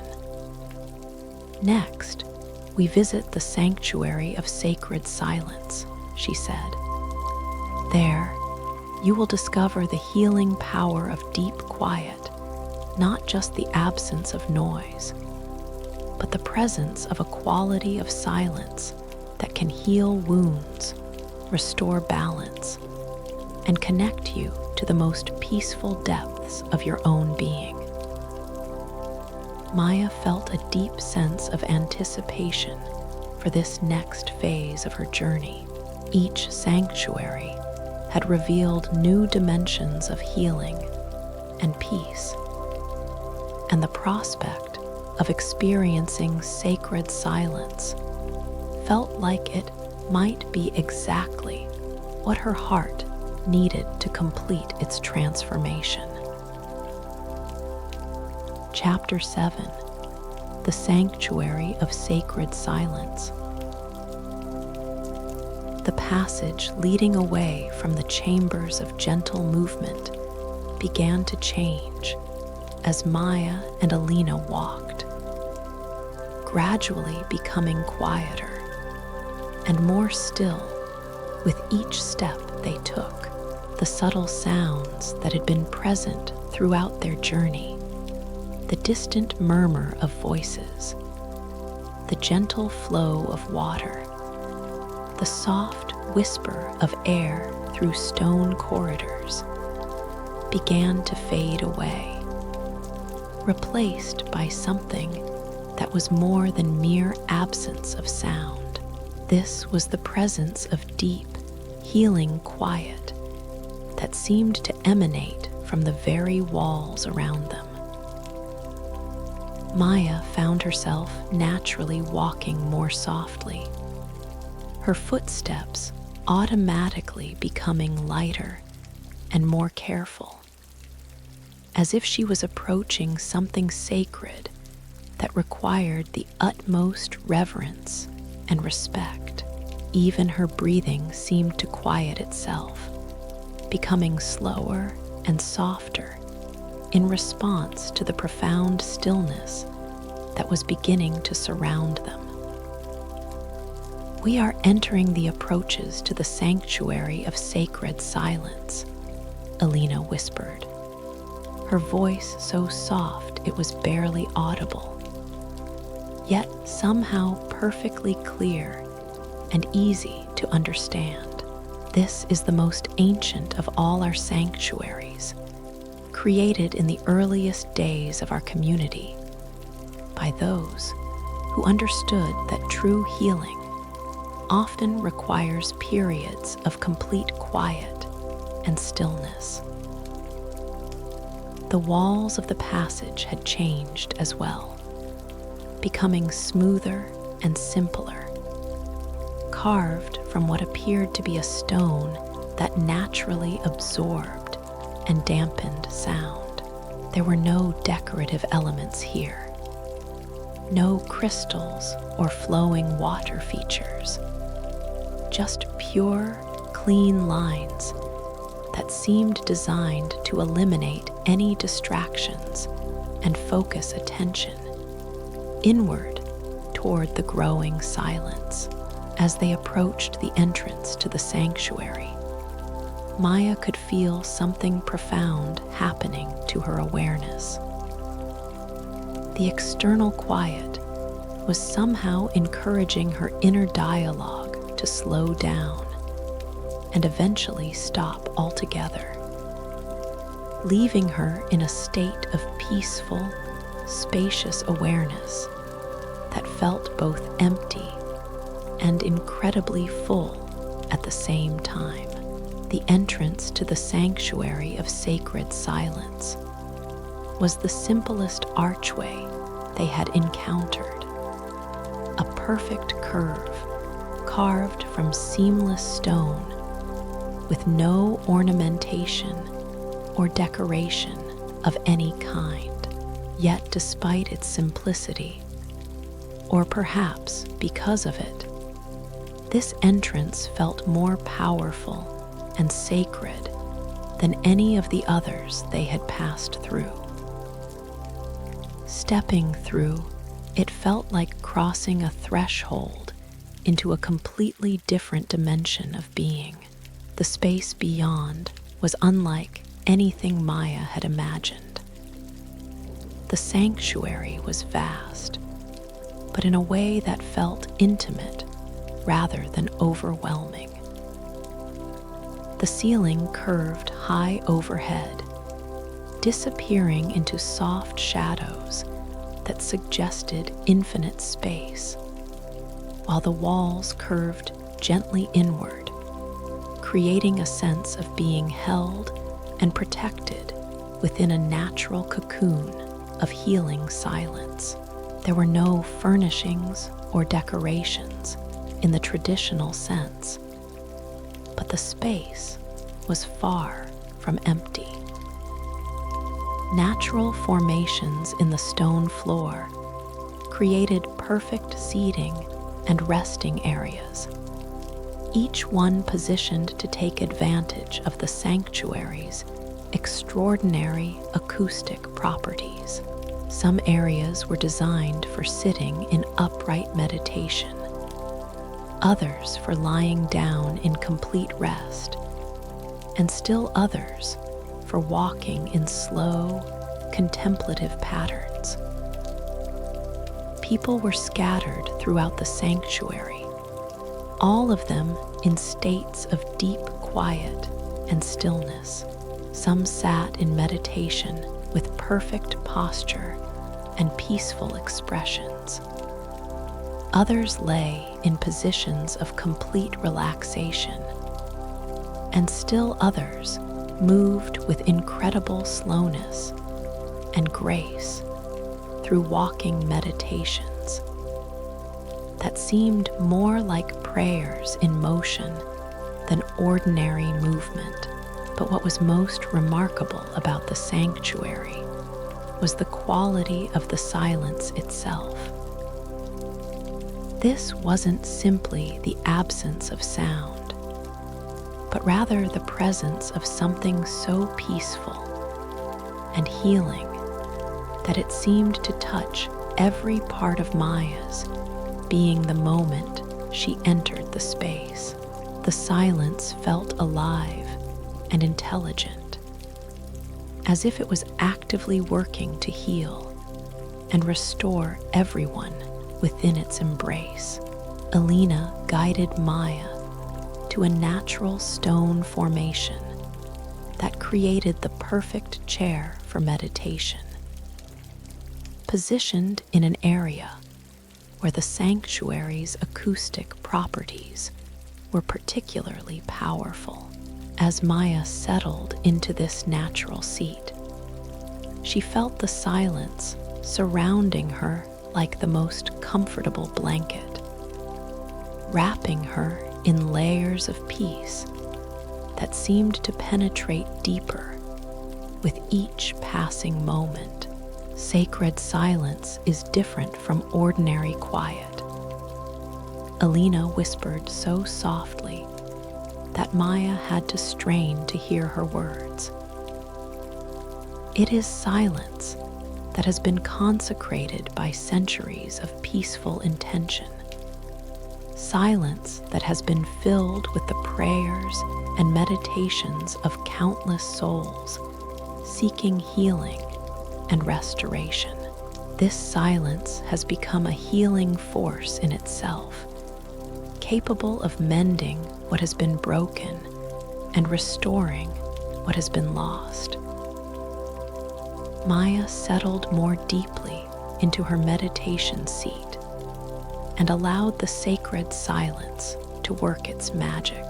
Almost immediately, she felt her mind naturally becoming quieter and more still.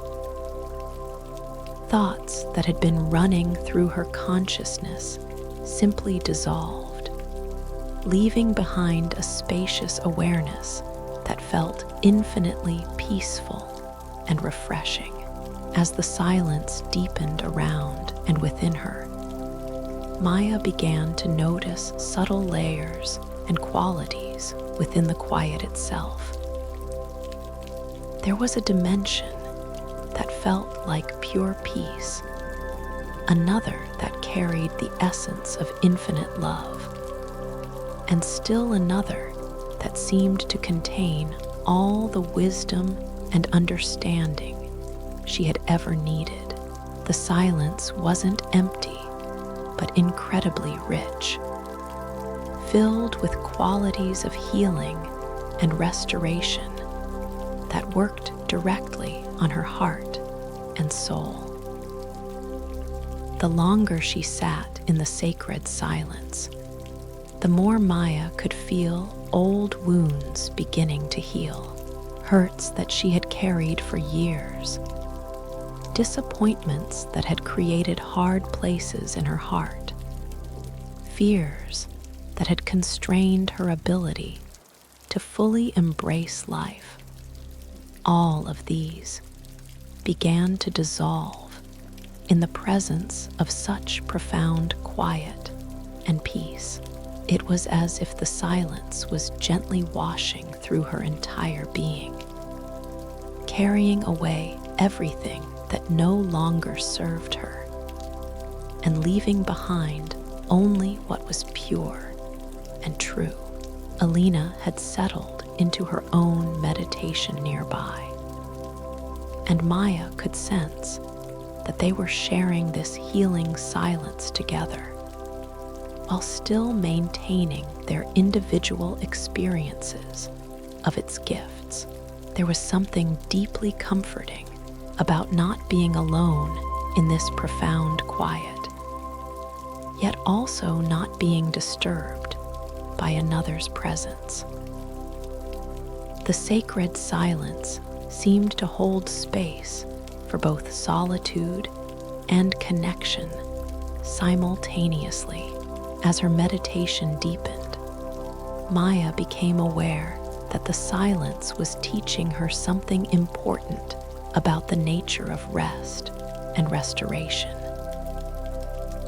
True healing, she began to understand, required not just the calming of external activity, but also the quieting of internal noise. The constant stream of thoughts, worries, judgments, and mental chatter that normally filled her consciousness. In the sacred silence, her mind found a quality of rest that she had never experienced before. It wasn't the temporary quiet that came from distraction or entertainment, but rather a fundamental settling of her entire mental apparatus into states of peace so deep that thinking itself became optional rather than compulsive. The silence also seemed to be working on her physical body in remarkable ways. Maya could feel tensions releasing from places she hadn't even known were tight, starting with the muscles around her eyes and jaw, and spreading slowly throughout her entire body. Her breathing became so slow and gentle that she sometimes wasn't sure if she was breathing at all. Yet she felt more oxygenated and energized than ever before. Time became completely fluid in the sacred silence. Maya might have been sitting in meditation for minutes or hours. There was no way to tell and no need to know. The sanctuary existed in a space outside of ordinary time, where moments could stretch into eternities of peace and healing, or where hours could pass in what felt like single breaths. Occasionally, Maya would become aware of other people in the sanctuary, someone settling into a new meditation position, or the nearly inaudible whisper of footsteps as someone began or ended a walking meditation. But these sounds, when they occurred, didn't disturb the silence, but rather seemed to be held within it, becoming part of the overall symphony of sacred quiet. As her time in the silence continued, Maya began to experience something she had never encountered before, a sense of communion with something much larger than herself. The sacred silence seemed to be connecting her not just to her own deepest peace, but to a universal source of healing and love that existed beneath and within all of creation. This connection didn't come through thoughts or visions, but through a direct knowing that arose from the depths of the silence itself. Maya felt herself held and supported by a love so vast and unconditional that it dissolved every remaining trace of fear and doubt in her heart. She understood with absolute certainty that she was exactly where she needed to be, and that her journey toward healing and peace was unfolding perfectly. The sacred silence also revealed to Maya the intimate connection between inner quiet and outer harmony. As her internal world became more peaceful and still, she found herself naturally feeling more loving and compassionate toward all beings. The silence was teaching her that peace wasn't something to be achieved or attained, but rather something to be discovered and remembered as her own true nature. When Alina eventually touched her arm with the gentlest possible pressure to indicate it was time to move on, Maya felt as if she was emerging from the most profound spiritual experience of her life. The sacred silence had given her something precious, a direct taste of the deepest peace possible, and the knowing that this peace was always available to her. No matter what circumstances she might face in her life, as they prepared to leave the sanctuary, Maya took one last moment to absorb the healing qualities of the sacred silence.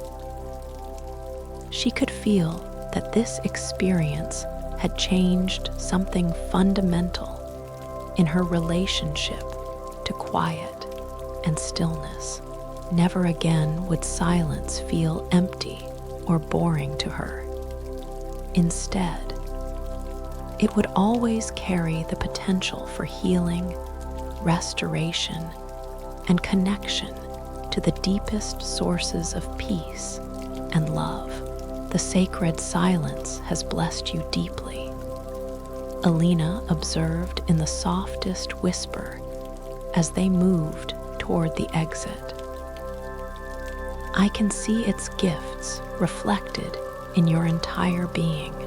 You have received one of the most precious treasures our sanctuaries have to offer: the ability to find perfect peace in the depths of your own inner quiet.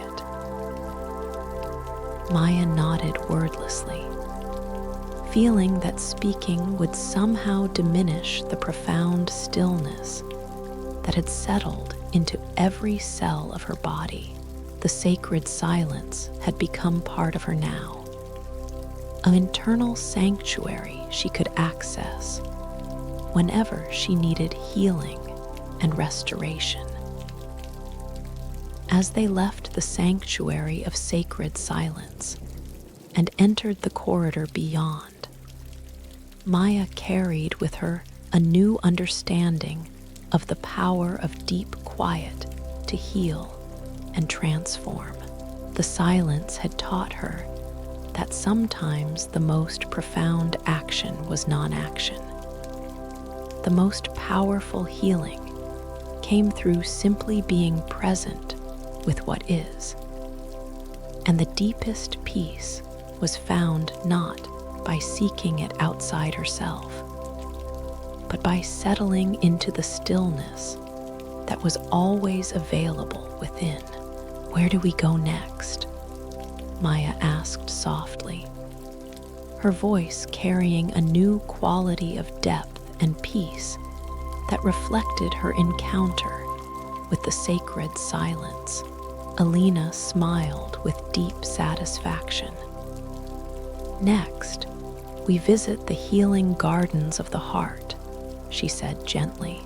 There, you will discover how the deepest emotional wounds can be transformed into sources of wisdom and compassion through the gentle care of plants and flowers that have been specifically cultivated to heal the heart and soul.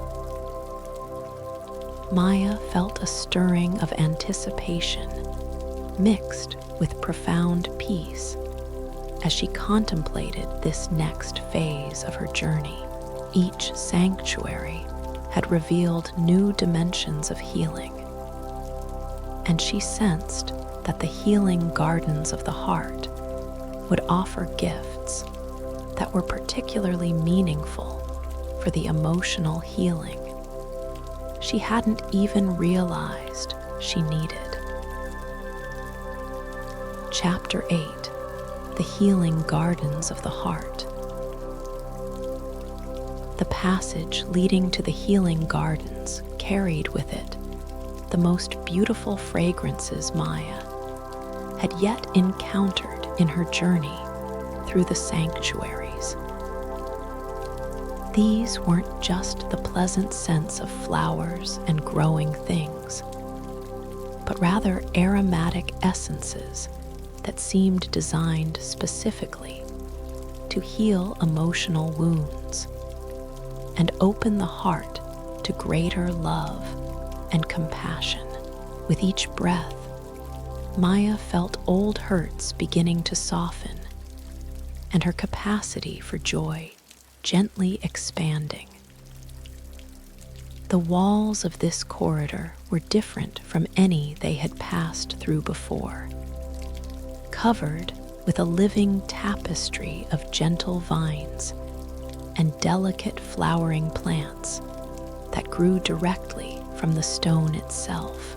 These plants glowed with a soft, warm light that created the most beautiful shadows and patterns, while their blossoms released fragrances that seemed to change and evolve as Maya and Alina walked past, as if the plants were somehow sensing their emotional needs and adjusting their healing properties accordingly. The healing gardens of the heart are perhaps our most beloved sanctuary, Alina said softly as they walked through this living corridor. They were created by our ancestors who understood that true healing must address not just the body and mind, but also the emotional wounds that so many people carry deep within their hearts. The plants here have been cultivated for centuries to offer healing for every kind of emotional pain and to help awaken the heart's infinite capacity for love and joy. As they approached the entrance to the gardens, Maya could feel something wonderful happening to her emotional state, feelings she had been holding in check for years. Grief over lost opportunities, sadness about relationships that had ended, fear about the future began to surface. But instead of being painful, these emotions felt gentle and manageable, as if they were being held and supported by the loving presence of the healing plants around them. The archway leading into the healing gardens was alive with flowering vines that created a natural bower of incredible beauty. The flowers came in every color imaginable, but Maya noticed that they seemed to be arranged in patterns that created specific emotional effects. Warm colors like gold and rose that promoted feelings of love and joy. Cool colors like blue and lavender that encouraged peace and emotional release. And green hues that fostered hope and renewal. Stepping through this living archway felt like being embraced by the most loving and understanding friend imaginable. Maya immediately felt her heart beginning to open in ways that surprised her with their gentleness and safety. She had become so accustomed to protecting her heart from hurt that she had forgotten what it felt like to allow her emotional nature to be completely vulnerable and open. The gardens beyond were breathtaking in their beauty and scope. The space was enormous, yet felt intimate, with winding pathways that curved through different areas, each one designed to address specific aspects of emotional healing. The overall design created a sense of being in a natural paradise, with flowing streams, gentle waterfalls, and perfectly positioned seating areas that invited contemplation and emotional restoration. What made these gardens truly extraordinary, however, were the plants themselves. Maya had never seen anything like them. Flowers that seemed to pulse with gentle light in rhythm with her own heartbeat. Trees whose leaves whispered with sounds that were almost like loving voices, and bushes that released fragrances so beautiful and healing that simply breathing near them felt like receiving a blessing. Alina guided Maya along the main pathway, pointing out different sections of the gardens as they walked. Each area here is designed to help heal different types of emotional wounds, she explained. The plants have been carefully selected and cultivated, not just for their beauty, but for their ability to promote specific kinds of emotional healing and heart opening. They paused beside a section devoted to what Alina called the Grief Transformation Gardens, where plants with deep purple and silver foliage created a space that felt both mysterious and deeply comforting. Maya could see several people sitting quietly among these plants, some with tears flowing down their faces, but all of them radiating a sense of peace and acceptance that suggested their grief was being gently transformed into something beautiful and healing. These plants help people process grief in healthy ways, Alina explained softly.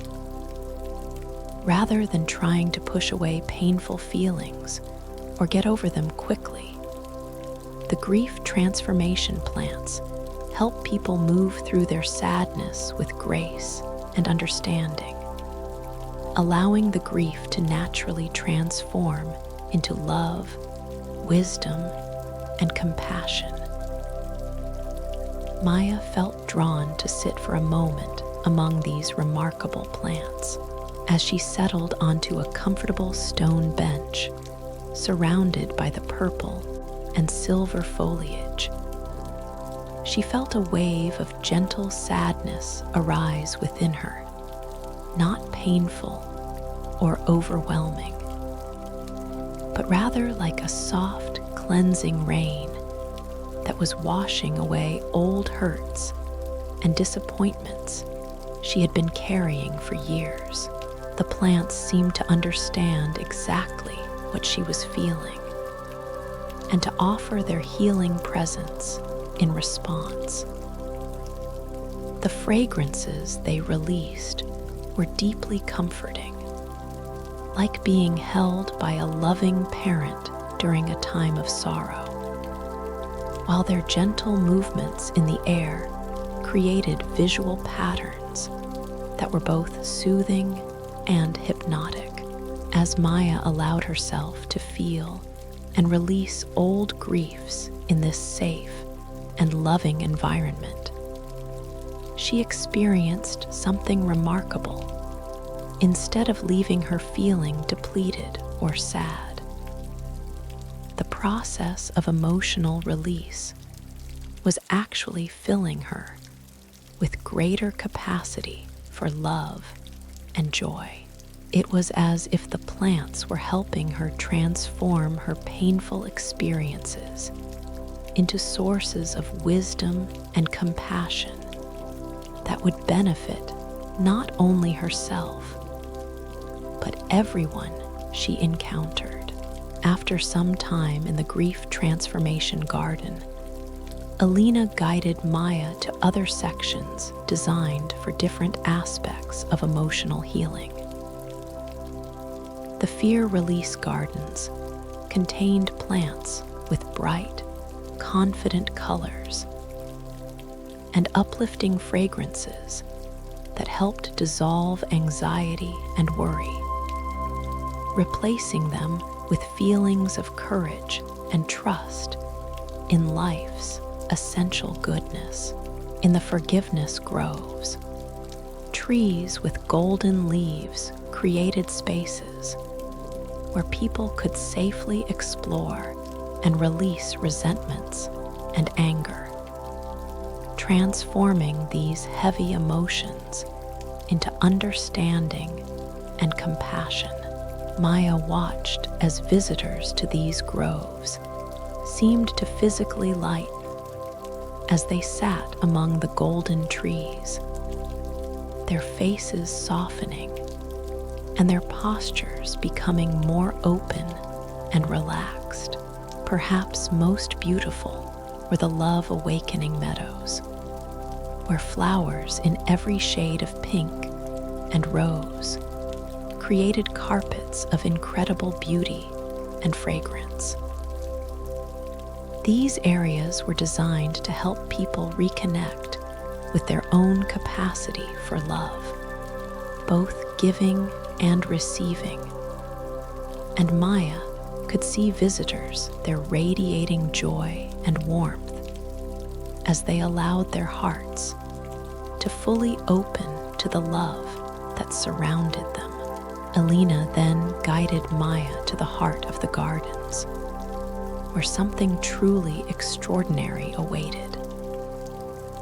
At the center of all the different healing areas grew what Alina called the tree of infinite love, a massive tree with a trunk that seemed to be made of crystallized light and leaves that shifted through every color associated with love and compassion. This tree is the source of the healing energy that flows through all the other plants in the gardens. Alina explained as they approached this magnificent being. It has been growing here for over 1,000 years, and in that time, it has developed the ability to generate and radiate pure love in its most healing and transformative forms. The area around the tree of infinite love was designed as a natural amphitheater, with comfortable seating arranged in gentle curves that allowed many people to benefit from the tree's healing presence simultaneously. Maya could see that this area was fuller than the others, with people of all ages sitting in peaceful contemplation. Many of them with expressions of such joy and contentment that it was clear they were experiencing profound heart healing. Maya and Alina found seats near the base of the great tree, close enough to feel its powerful, loving presence, yet positioned to take in its full magnificence. The moment Maya settled into her seat, she felt waves of the purest love she had ever experienced flowing through her entire being. This wasn't romantic love or even personal affection, but rather the kind of universal love that embraced all beings without condition or reservation. Under the influence of the tree of infinite love, Maya felt her heart opening to dimensions she had never imagined possible. Old patterns of fear and self-protection simply melted away, replaced by a natural trust in the goodness of life and a spontaneous outpouring of love toward all beings. She felt connected not just to Alina and the other people in the gardens, but to every living thing, all held together in a web of love so vast and beautiful that it brought tears of joy to her eyes. The tree's loving presence also began to heal wounds in Maya's heart that she hadn't even known existed.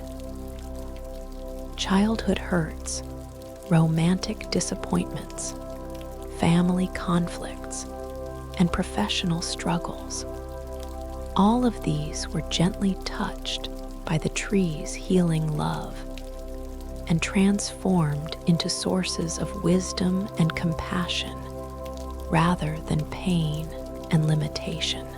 As she sat beneath the tree of infinite love, Maya began to understand something profound about the nature of emotional healing. True healing didn't require her to forget painful experiences or pretend they hadn't happened, but rather to allow them to be transformed by love into sources of wisdom that could help both herself and others. The tree seemed to be teaching her heart how to love more skillfully, how to offer compassion without enabling harmful behavior, how to forgive without becoming vulnerable to repeated hurt, and how to maintain an open heart even in difficult circumstances. These weren't lessons that came through words or concepts, but rather through direct transmission of loving wisdom from the tree's ancient consciousness. Time flowed like honey as Maya rested in the tree of infinite love's healing embrace. She may have sat there for minutes or hours, but when Alina eventually indicated it was time to continue their journey, Maya felt as if her entire emotional nature had been reborn.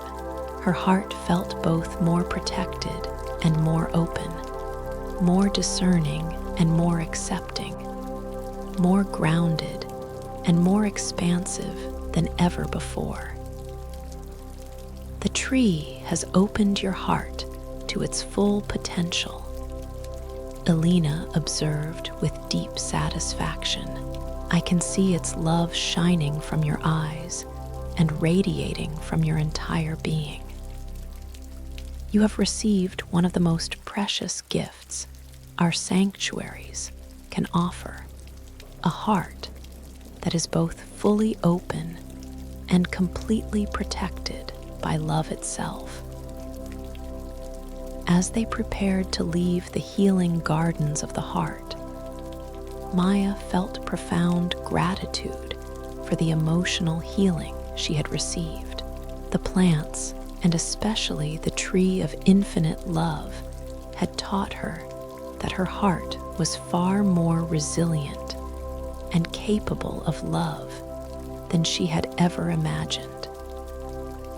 And that emotional healing was not only possible, but could actually increase her capacity for joy and connection. There are only 2 more sanctuaries in our journey, Alina said as they walked toward the garden's exit. Next, we visit the Chambers of Deep Rest, where you will learn the ultimate secrets of truly restorative sleep and the kind of rest that can heal and restore every aspect of your being. Maya felt a deep sense of anticipation for this next phase of her journey. Each sanctuary had prepared her for deeper levels of healing and transformation, and she sensed that the Chambers of Deep Rest would offer gifts that would integrate and amplify everything she had already received. Chapter 9: The Chambers of Deep Rest. The passage leading to the Chambers of Deep Rest felt different from any they had traversed during their journey through the sanctuaries. Here, the very air seemed to carry properties that naturally induced relaxation and sleepiness, not in a way that felt heavy or drugged, but rather like breathing in the essence of the most perfect, peaceful evening. Maya found herself yawning gently as they walked, her body already beginning to prepare for the profound rest that awaited. The walls of this corridor were covered with a soft, velvety material that absorbed sound completely, creating an environment of such perfect quiet that Maya could hear the peaceful rhythm of her own heartbeat. Gentle, indirect lighting created just enough illumination to see the path ahead, while maintaining the twilight atmosphere that naturally encouraged the body and mind to shift into sleep-ready states.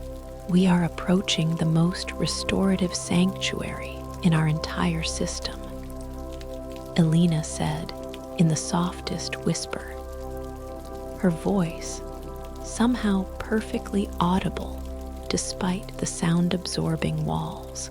The chambers of deep rest were created by masters of sleep who understood that true rest is an art form that can heal not just physical fatigue, but also emotional exhaustion, mental overwhelm, and spiritual depletion. As they walked, Maya could feel her nervous system naturally downshifting into increasingly peaceful states. Her breathing was becoming slower and deeper. Her muscles were releasing tensions she hadn't even realized she was holding, and her mind was beginning to quiet in preparation for the kind of rest that could restore her at the deepest possible levels. The entrance to the chambers of deep rest was the most inviting archway they had encountered, carved from some material that seemed to absorb and radiate warmth, with curves that suggested the most comfortable embrace imaginable. Simply passing through this entrance felt like being welcomed into the safest and most nurturing environment possible.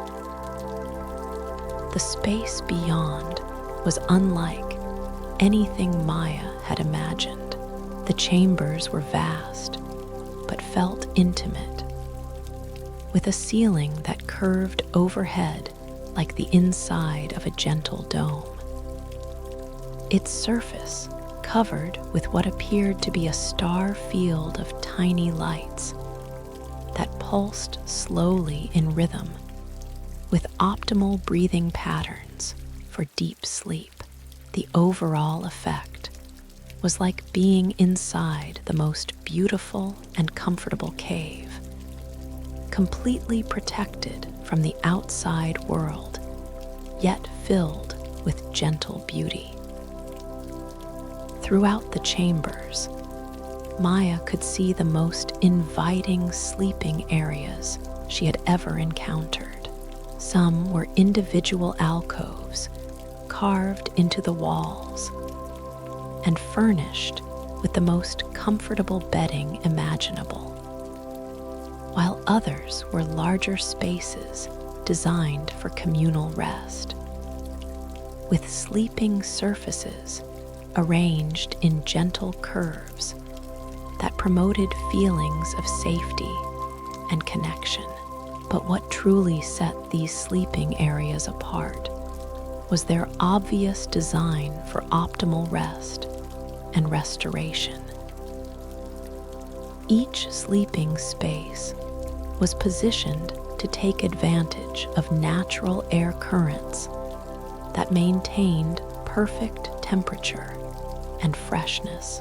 The surfaces themselves seemed to be made of materials that naturally conformed to the body, while providing ideal support for restorative sleep. Every element in these chambers has been designed to promote the deepest, most healing sleep possible. Alina explained as they moved deeper into the space. The temperature, the humidity, the air circulation, the lighting, even the subtle vibrations in the sleeping surfaces. Everything has been optimized to help the body and mind achieve states of rest that can heal and restore in ways that ordinary sleep cannot. Maya could see people throughout the chambers in various stages of rest and sleep. Some were in what appeared to be light meditation or conscious relaxation. Others were in deeper states that looked like the most peaceful naps imaginable. And still others were clearly in profound sleep states that radiated healing energy even to casual observers. What struck Maya most was how naturally and easily everyone seemed to be resting. There was none of the tossing and turning, the restless searching for comfortable positions, or the mental chatter that so often interfered with sleep in the world above. Instead, each person appeared to have found their perfect resting state with ease and to be benefiting from truly restorative rest. Alina guided Maya to a section of the chambers specifically designed for what she called learning to rest. Here, comfortable seating areas were arranged around gentle teachers who were sharing the ancient arts of preparation for deep, healing sleep.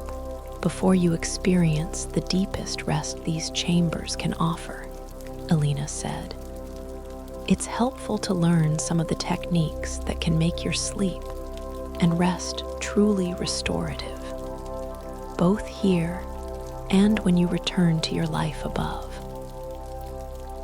Maya settled into one of the comfortable chairs and found herself naturally adopting the relaxed, receptive posture that seemed most conducive to learning about rest. The teacher in this area was an elderly woman with the most peaceful presence Maya had ever encountered. Someone who clearly embodied the principles she was sharing about optimal rest and restoration. True rest begins before sleep, the teacher explained in a voice so gentle it was almost like a lullaby. It begins with the conscious release of the day's activities, worries, and mental accumulations. Most people carry the entire day into their sleep, preventing their rest from being truly restorative. Maya learned techniques for what the teacher called conscious transition into rest, gentle practices that helped the mind and body release the day's activities and prepare for deep restoration. These included specific breathing patterns that signaled the nervous system to shift into rest mode, gentle movement sequences that released physical tensions, and mental practices that helped quiet the mind's tendency toward worry and planning. The teacher also shared wisdom about creating optimal conditions for rest, not just external conditions like temperature and darkness, but internal conditions like emotional peace, mental quiet, and spiritual surrender to the natural healing that occurred during deep sleep. Perhaps most importantly, Maya learned about the different stages and qualities of rest, and how each served different aspects of healing and restoration. Light rest and meditation restored mental clarity and emotional balance, while deeper sleep states allowed for physical healing and spiritual renewal. The deepest sleep of all provided access to sources of healing and wisdom that existed beyond ordinary consciousness. After receiving this foundational teaching about rest, Alina guided Maya to what she called the preparation alcoves, individual spaces designed for making the conscious transition from wakefulness into the deepest possible rest. These alcoves were incredibly beautiful and inviting, with soft, warm lighting and the most comfortable bedding Maya had ever encountered. Each alcove was equipped with subtle features that promoted optimal rest, gentle air currents that maintained perfect temperature, surfaces that naturally adjusted to provide ideal support, and acoustic properties that filtered out any disturbing sounds while allowing the peaceful ambient sounds of the chambers to provide a natural sleep soundtrack. Maya settled into one of these preparation alcoves and began applying the techniques she had learned for conscious transition into rest. As she released the day's activities and allowed her body and mind to prepare for deep restoration, she felt herself naturally beginning to drift towards sleep states deeper and more healing than any she had experienced in years. The bedding in the alcove seemed to embrace her body perfectly, providing exactly the right combination of softness and support. The temperature was ideal, neither warm nor cool, but exactly the temperature that promoted the deepest sleep. Most remarkably, her mind naturally became quiet and peaceful, free from the worries and mental chatter that usually interfered with her rest. As Maya drifted deeper into rest, she became aware that the chambers were designed to enhance not just the quantity of sleep, but its quality as well. The subtle vibrations in the sleeping surfaces seemed to encourage the brain wave patterns associated with the most restorative sleep phases, while the gentle lighting and acoustic environment promoted the kind of dreams that healed and renewed rather than disturbed or troubled. Alina settled into a nearby alcove, and together they entered states of rest so deep and peaceful that the boundaries between sleep and waking, between individual consciousness and universal peace, began to blur and dissolve. Maya felt herself being held and healed by forces much greater than her individual will or effort, the ancient wisdom of the earth itself, the accumulated peace of all who had rested in these chambers before, and the natural healing powers that emerged when the body and mind were given optimal conditions for restoration. Her dreams, when they came, were unlike any she had ever experienced. Instead of the random, chaotic imagery that usually filled her sleeping mind. These dreams were coherent, beautiful, and obviously healing in their content. She dreamed of floating in warm, peaceful waters under starry skies, of walking through meadows filled with flowers that sang lullabies, and of being embraced by beings of pure love and light who healed every wound and fear she had ever carried. But perhaps most profound was the dreamless sleep that followed periods of such deep rest that consciousness itself seemed to dissolve into the most peaceful void imaginable. In these states, Maya felt herself being restored at levels that went far beyond the physical, as if the very essence of her being was being cleansed, healed, and renewed when she eventually began to emerge from this profound rest. Maya felt as if she had been completely reborn. Her body felt more rested and energized than it had in years, yet also deeply relaxed and peaceful. Her mind was completely clear and quiet, free from stress and worry. Most remarkably, her entire being felt suffused with a quality of peace and contentment that seemed unshakable.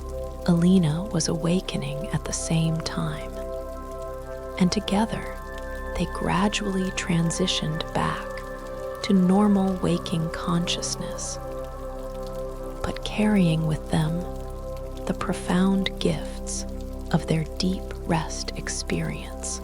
Maya felt that she had not just slept, but had undergone a complete restoration of every aspect of her being. The chambers have given you their greatest gift, Alina observed with deep satisfaction. You have experienced rest at its most profound and healing levels, and your body and mind now remember what true restoration feels like. This memory will serve you well, helping you access deeper levels of rest even when you return to your daily life. As they prepared to leave the chambers of deep rest, Maya felt profound gratitude for the healing she had received. She understood now that rest was indeed an art form, and that when practiced skillfully, it could be one of the most powerful tools for healing and transformation available to human beings. There is one final sanctuary for us to visit, Alina said, as they prepared to leave these remarkable chambers. The Integration Sanctuary, where all the gifts you have received will be woven together and made permanently available to you, ensuring that the healing and transformation you have experienced here will continue to unfold throughout your entire life. Maya felt a deep sense of completion and anticipation as she contemplated this final phase of her journey. Each sanctuary had given her precious gifts, and she was eager to discover how all these elements of healing would be integrated into a coherent whole that she could carry with her always. Chapter 10: The Integration Sanctuary. The final passage of Maya's journey through the Underground Sanctuaries felt different from all the others. It seemed to contain elements from every space she had visited. as if all the healing energies and beneficial qualities of the entire sanctuary system were flowing together in preparation for her final transformation. The air carried fragrances from the healing gardens, the subtle harmonics of the crystal caves, the peaceful sounds of flowing water, and the profound silence that promoted the deepest rest. "We are approaching the integration sanctuary," Alina said, with a sense of ceremony and completion. "This is where all the gifts you have received will be woven together into a coherent whole that you can access for the rest of your life. The integration process ensures that the healing and transformation you have experienced will not fade when you return to your daily life, but will instead continue to deepen and unfold." Maya could feel truth in Alina's words as they walked. All the changes she had experienced, the physical relaxation, the mental clarity, the emotional healing, the spiritual opening, were beginning to weave themselves together into something greater than the sum of their parts. She was becoming a new version of herself, one who naturally embodied the peace and healing she had discovered in the depths of the earth. The corridor leading to the integration sanctuary was wider and more graceful than any they had traversed, with walls that seemed to be made of some material that reflected and amplified beneficial energies. As they walked, Maya could see reflections of herself that showed not just her physical form, but somehow also revealed the transformation that had occurred in her energy and presence during her journey through the sanctuaries. The entrance to the integration sanctuary was magnificent, an archway that seemed to be composed of living light itself, shifting and flowing in patterns that were both beautiful and deeply meaningful. Passing through this entrance felt like stepping into a space that existed outside of ordinary reality, where the usual limitations of time and space gave way to possibilities for healing and transformation that knew no bounds. The sanctuary beyond was the most beautiful space Maya had encountered in her entire journey.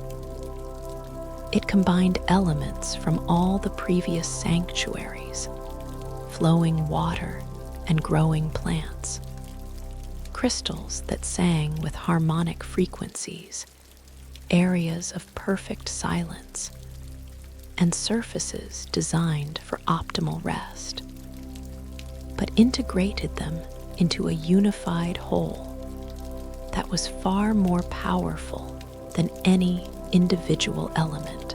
At the center of the sanctuary was something that took Maya's breath away with its beauty and presence.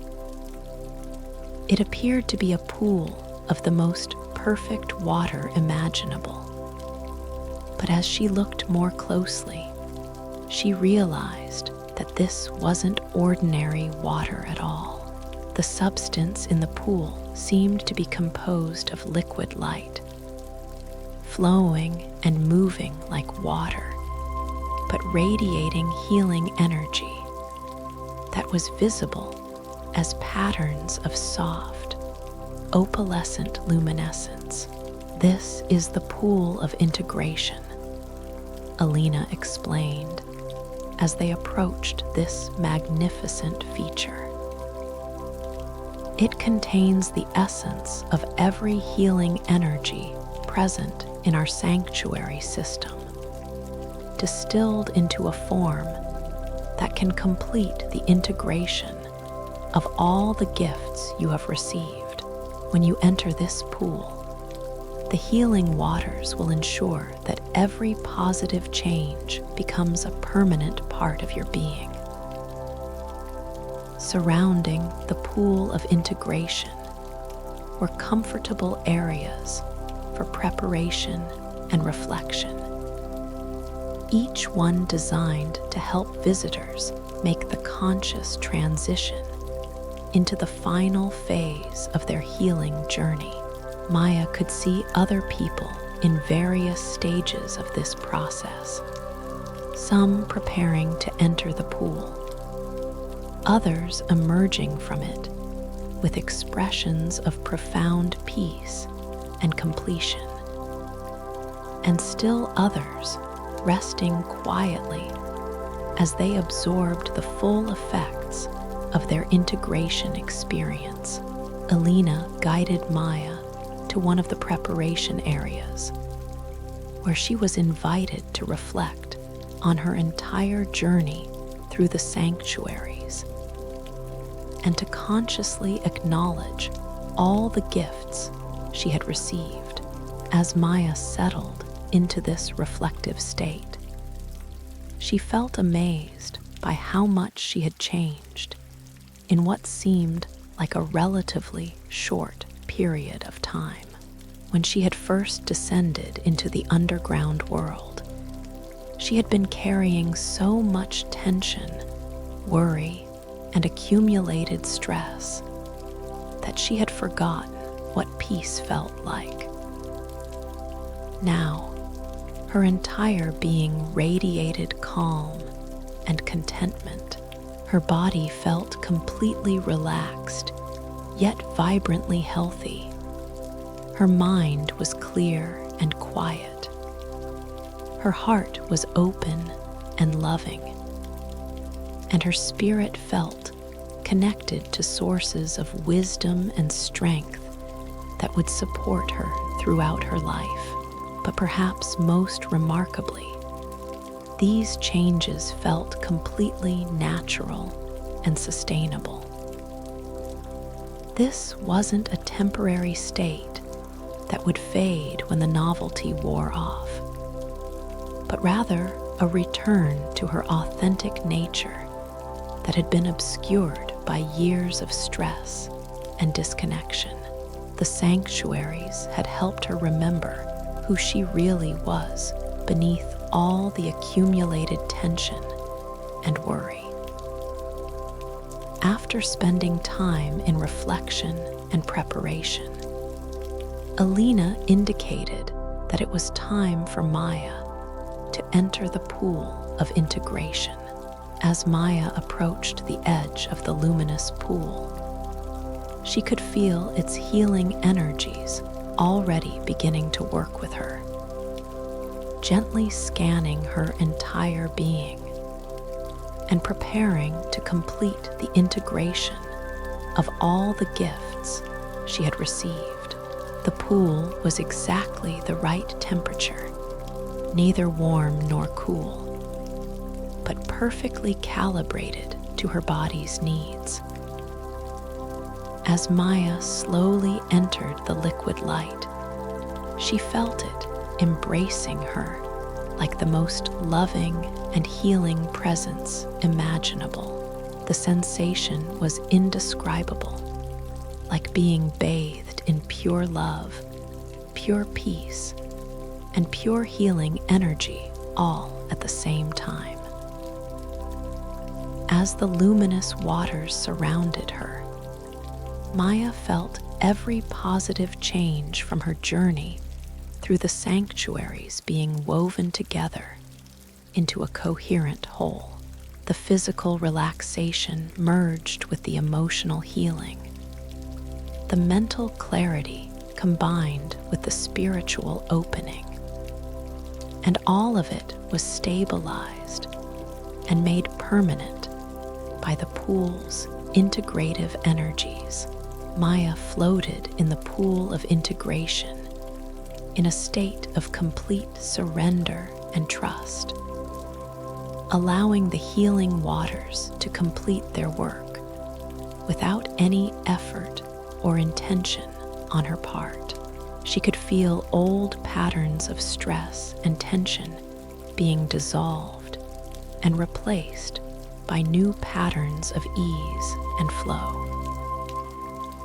Limited beliefs about what was possible were being expanded into unlimited trust in life's goodness and her own capacity for happiness and success.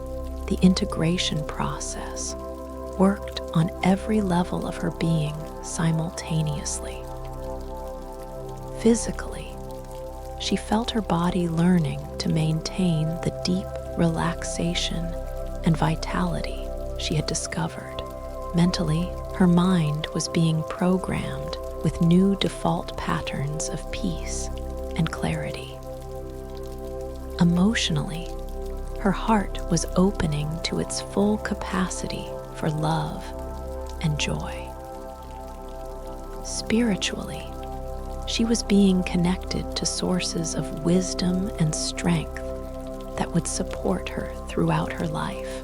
As Maya continued to float in the luminous waters, she became aware that she was not just receiving healing, but also being prepared to share these gifts with others. The pool was somehow teaching her how to carry the peace and healing she had found back into the world above, and how to create conditions in her daily life that would allow these qualities to flourish and spread to others. Time became completely fluid as Maya absorbed the pool's integrative energies. She might have been floating there for minutes or hours.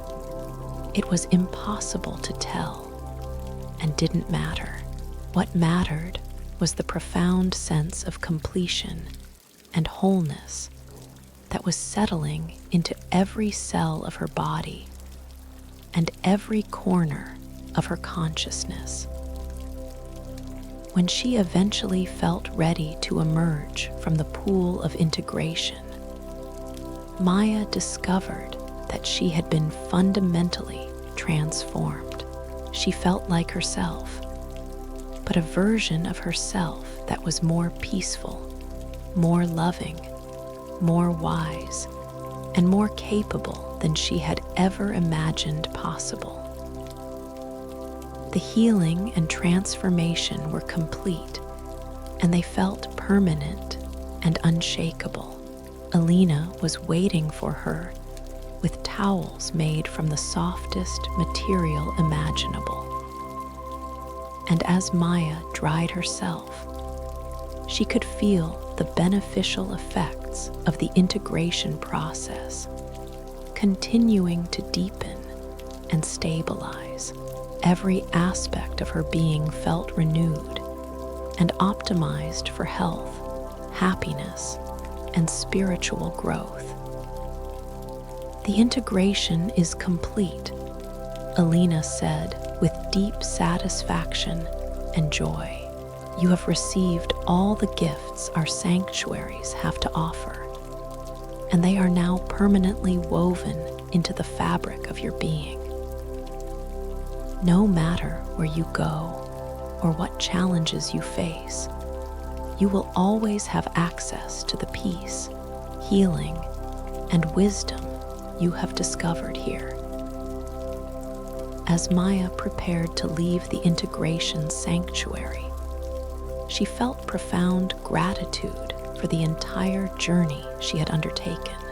Each sanctuary had given her precious gifts, and now all of these gifts had been integrated into a coherent whole that would support and nourish her for the rest of her life. Are you ready to return to the world above? Alina asked gently. You are now prepared to carry these gifts into your daily life and to share them with others who are seeking the same peace and healing you have found. Maya nodded, feeling completely ready for whatever came next. She had found what she had been seeking and so much more. And she was eager to begin the process of integrating these gifts into her life above ground. Epilogue: the return to light. The journey back to the surface felt like a gentle awakening from the most beautiful dream imaginable. Except that Maya knew this had been far more real and transformative than any dream. As she and Alina retraced their steps through the sanctuary system, Maya felt as if she was seeing everything with new eyes, eyes that had been opened to the profound healing and peace that were possible when one created the right conditions for restoration and growth. Each sanctuary they passed through on their return journey offered final gifts and blessings. In the Integration Sanctuary, the pool of integration seemed to pulse with farewell energy, acknowledging the completion of Maya's transformation. The chambers of deep rest radiated peaceful energy that reminded her body how to maintain the profound relaxation she had discovered. The healing gardens of the heart released fragrances that sealed her emotional healing and opened her heart even further to love and compassion. In the sanctuary of sacred silence, the profound quiet seemed to whisper final blessings into her soul, ensuring that she would always be able to access this deep peace, regardless of the noise and chaos of the world above. The chambers of gentle movement filled her with the memory of how her body could move with grace and ease, while the libraries of whispered wisdom shared final insights about how to maintain and deepen her transformation. The crystal caves sang harmonious frequencies that would continue to resonate in her cells, keeping her attuned to the earth's most healing vibrations. The flowing chambers of serenity offered their cleansing waters one final time, washing away any remaining traces of her old patterns of stress and tension. The garden of gentle whispers blessed her with the memory of how nature could be her constant companion and healer. Finally, they returned to the first sanctuary, the underground plaza where Maya's journey had begun. But now she saw this space with completely different eyes. What had initially seemed like a miraculous discovery now felt like a homecoming, a return to a way of being that was her true nature, temporarily forgot, but now permanently remembered. The residents of the plaza welcomed her back with smiles and nods of recognition, acknowledging the transformation they could see radiating from her entire being. Maya realized that she was now one of them, someone who had discovered the deepest secrets of peace and healing, and who carried these gifts as permanent parts of her being. Alina guided Maya to the stone steps that led back toward the surface world. But before they began their ascent, she paused to offer final words of wisdom and encouragement. "Remember," Alina said gently, "everything you have experienced here is real and permanent. The healing you have received, the peace you have discovered, the love you have awakened, these are not temporary gifts that will fade with time, but rather permanent qualities of your being that will continue to deepen and expand throughout your life." Maya nodded, feeling the truth of these words resonating in every cell of her body. The transformation was complete and irreversible. She was no longer the stressed, tired, worried person who had descended into the earth-seeking rest. She was now someone who embodied peace, radiated healing, and carried within herself all the resources she needed for a life of deep fulfillment and joy. But how do I maintain this in the world above? Maya asked, feeling a momentary concern about returning to the challenges and stresses of ordinary life. Alina smiled with complete confidence. The integration you have experienced ensures that these gifts will not be lost. You now know how to create sanctuary spaces wherever you are, how to access deep rest even in busy environments, how to find silence within noise, and how to maintain an open heart even in difficult circumstances. Most importantly, you now know that peace is not something you must seek outside yourself, but rather something you carry within you always. As they began their ascent up the stone steps toward the surface, Maya felt each step carrying her not away from the healing she had found, but rather toward the opportunity to share these gifts with the world above. She understood now that her journey through the sanctuaries had not been just for her own healing, but also preparation for becoming a source of peace and healing for others. The stairway seemed shorter on the return journey, as if the distance between the surface and the sanctuaries had somehow collapsed now that Maya carried the sanctuary's essence within herself. The carved walls seemed to pulse with farewell blessings, and the gentle light that had guided her descent now seemed to be celebrating her ascent. As they approached the iron grate that had been her original entrance into this underground world of healing, Maya felt no sadness about leaving, because she understood that she wasn't really leaving at all. The sanctuaries had become part of her, and she was carrying their essence back into the world above, where it could benefit not only herself, but everyone she encountered.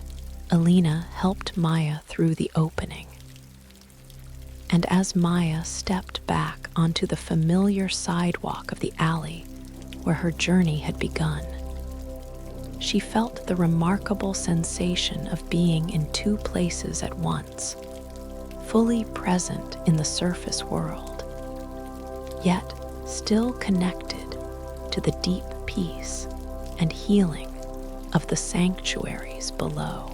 The city around her looked exactly the same as when she had left it, but Maya's perception had been completely transformed. Where once she had seen only noise and chaos, she now saw opportunities for bringing peace. Where once she had felt overwhelmed by the pace and pressure of urban life, she now felt confident in her ability to maintain her inner sanctuary regardless of external circumstances. Elena emerged from the underground entrance one final time, and together they stood in the alley, suspended between two worlds, the healing realm below and the active realm above. In this moment of transition, Elena offered her final gift to Maya. Whenever you need to remember what you have learned, whenever you need to access the deep peace you have discovered, simply place your hand over your heart and breathe slowly and deeply, Elena said. This simple practice will reconnect you instantly to all the healing you have received and all the wisdom you have gained. Maya placed her hand over her heart and took a slow, deep breath, and immediately felt the presence of all the sanctuaries flowing through her: the flowing water, the singing crystals, the healing plants, the sacred silence, the profound rest, and the infinite love that had transformed her so completely. "Thank you," Maya whispered, feeling that no words could adequately express her gratitude for the journey she had been given. Elena smiled and began to lower herself back through the opening. "Remember," she said as she disappeared into the earth, "the sanctuaries are always there for those who truly need them, and now you know the way." The iron grate closed gently, leaving no trace of the entrance except for Maya's memory of the incredible journey she had just completed. But as she stood alone in the alley, Maya didn't feel alone at all. She felt connected to something vast and loving, supported by invisible forces of healing and peace, and filled with resources that would sustain her throughout her entire life. As Maya walked back toward the main street, she noticed that her footsteps had a different quality. They were softer, more graceful, more rhythmic. Her breathing was naturally slow and deep, drawing peace from the air itself. Her posture was more upright yet relaxed, and her face carried an expression of such contentment and serenity that several people she passed actually stopped and smiled, as if her peaceful energy was contagious. At the corner where the alley met the busy street, Maya paused to look back one final time at the place where her transformation had begun. The alley looked perfectly ordinary, giving no indication of the extraordinary sanctuary system that lay beneath it.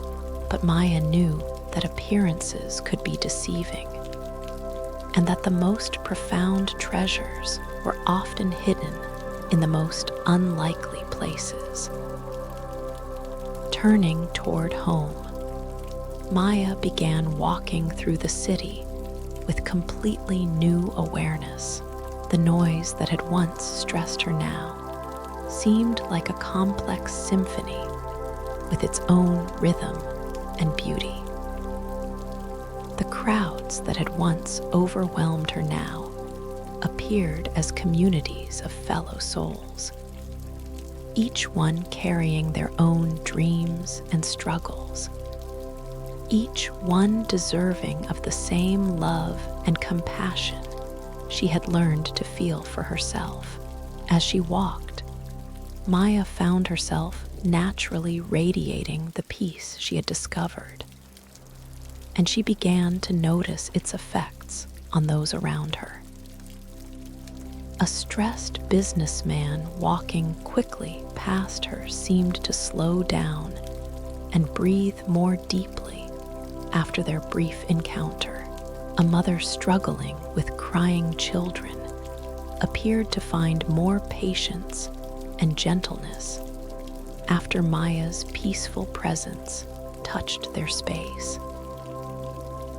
An elderly man sitting alone on a bench seemed to sit a little straighter and smile more warmly after Maya passed by with her quiet blessing.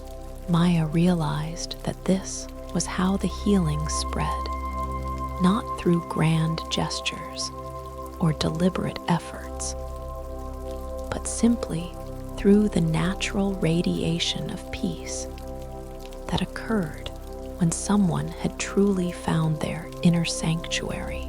She was now a walking representative of the deep healing that was possible, a living invitation for others to discover their own paths to peace and restoration.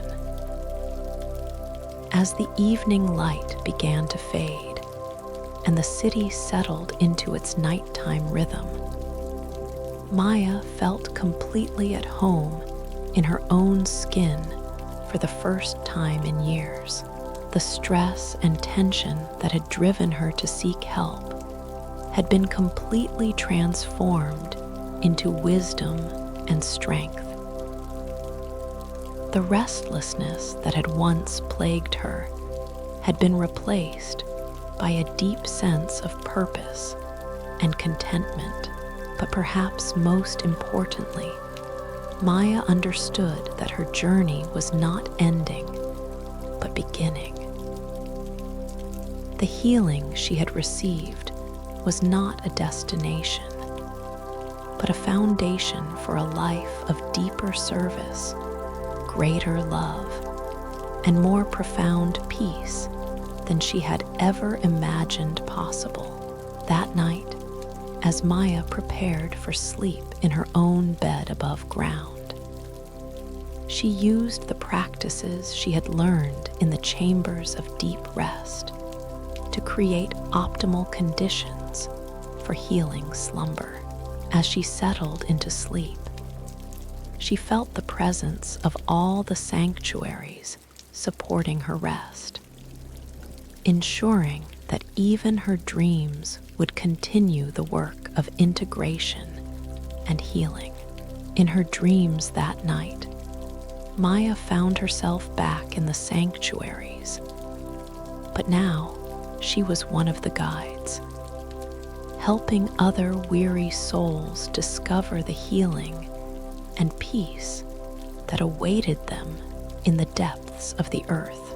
She understood that this dream was also a calling, an invitation to share the gifts she had received by creating sanctuary spaces in the world above, by modeling the peace she had found, and by helping others remember their own capacity for deep rest and profound healing.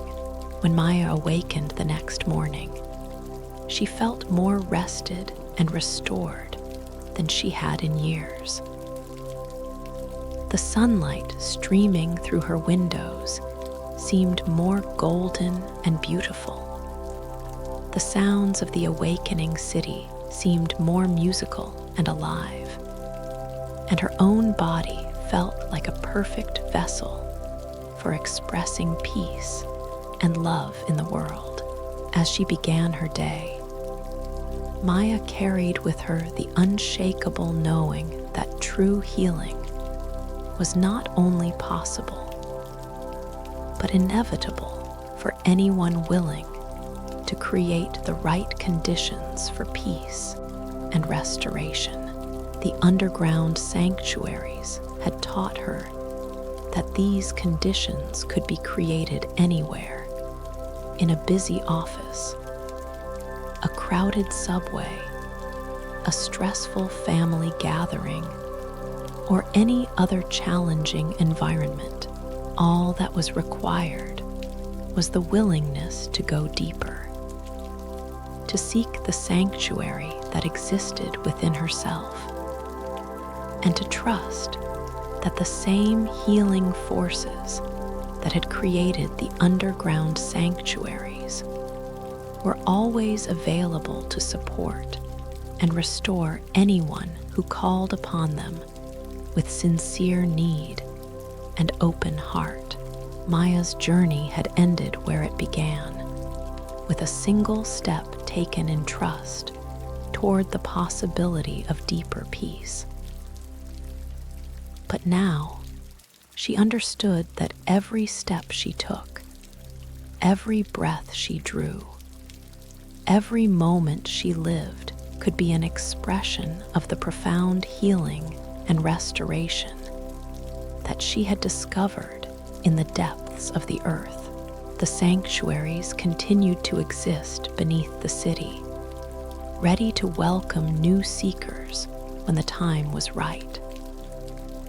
But they also now existed within Maya, and through her, their healing presence would touch countless other lives, spreading the gifts of peace and restoration throughout the world above, one gentle encounter at a time.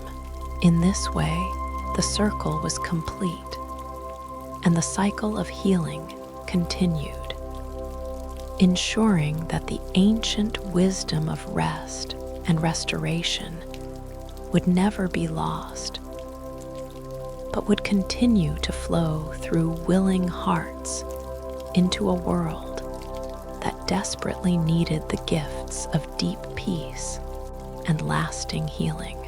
And so Maya's new life began, not as someone who had been healed, but as someone who had remembered her own capacity for healing, not as someone who had found peace, but as someone who had awakened to her own peaceful nature, not as someone who had received gifts, but as someone who had discovered that she herself was the gift the world had been waiting for.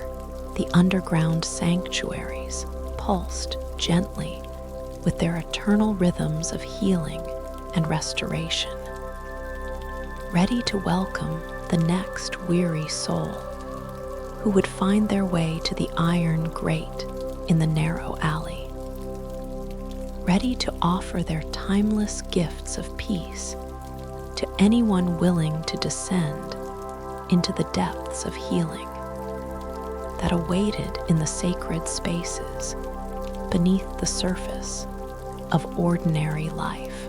And Maya walked through her days as a living sanctuary, carrying within herself all the treasures she had discovered in the depths of the earth, sharing them freely with a world hungry for the deep rest and profound healing that were every soul's birthright and deepest need.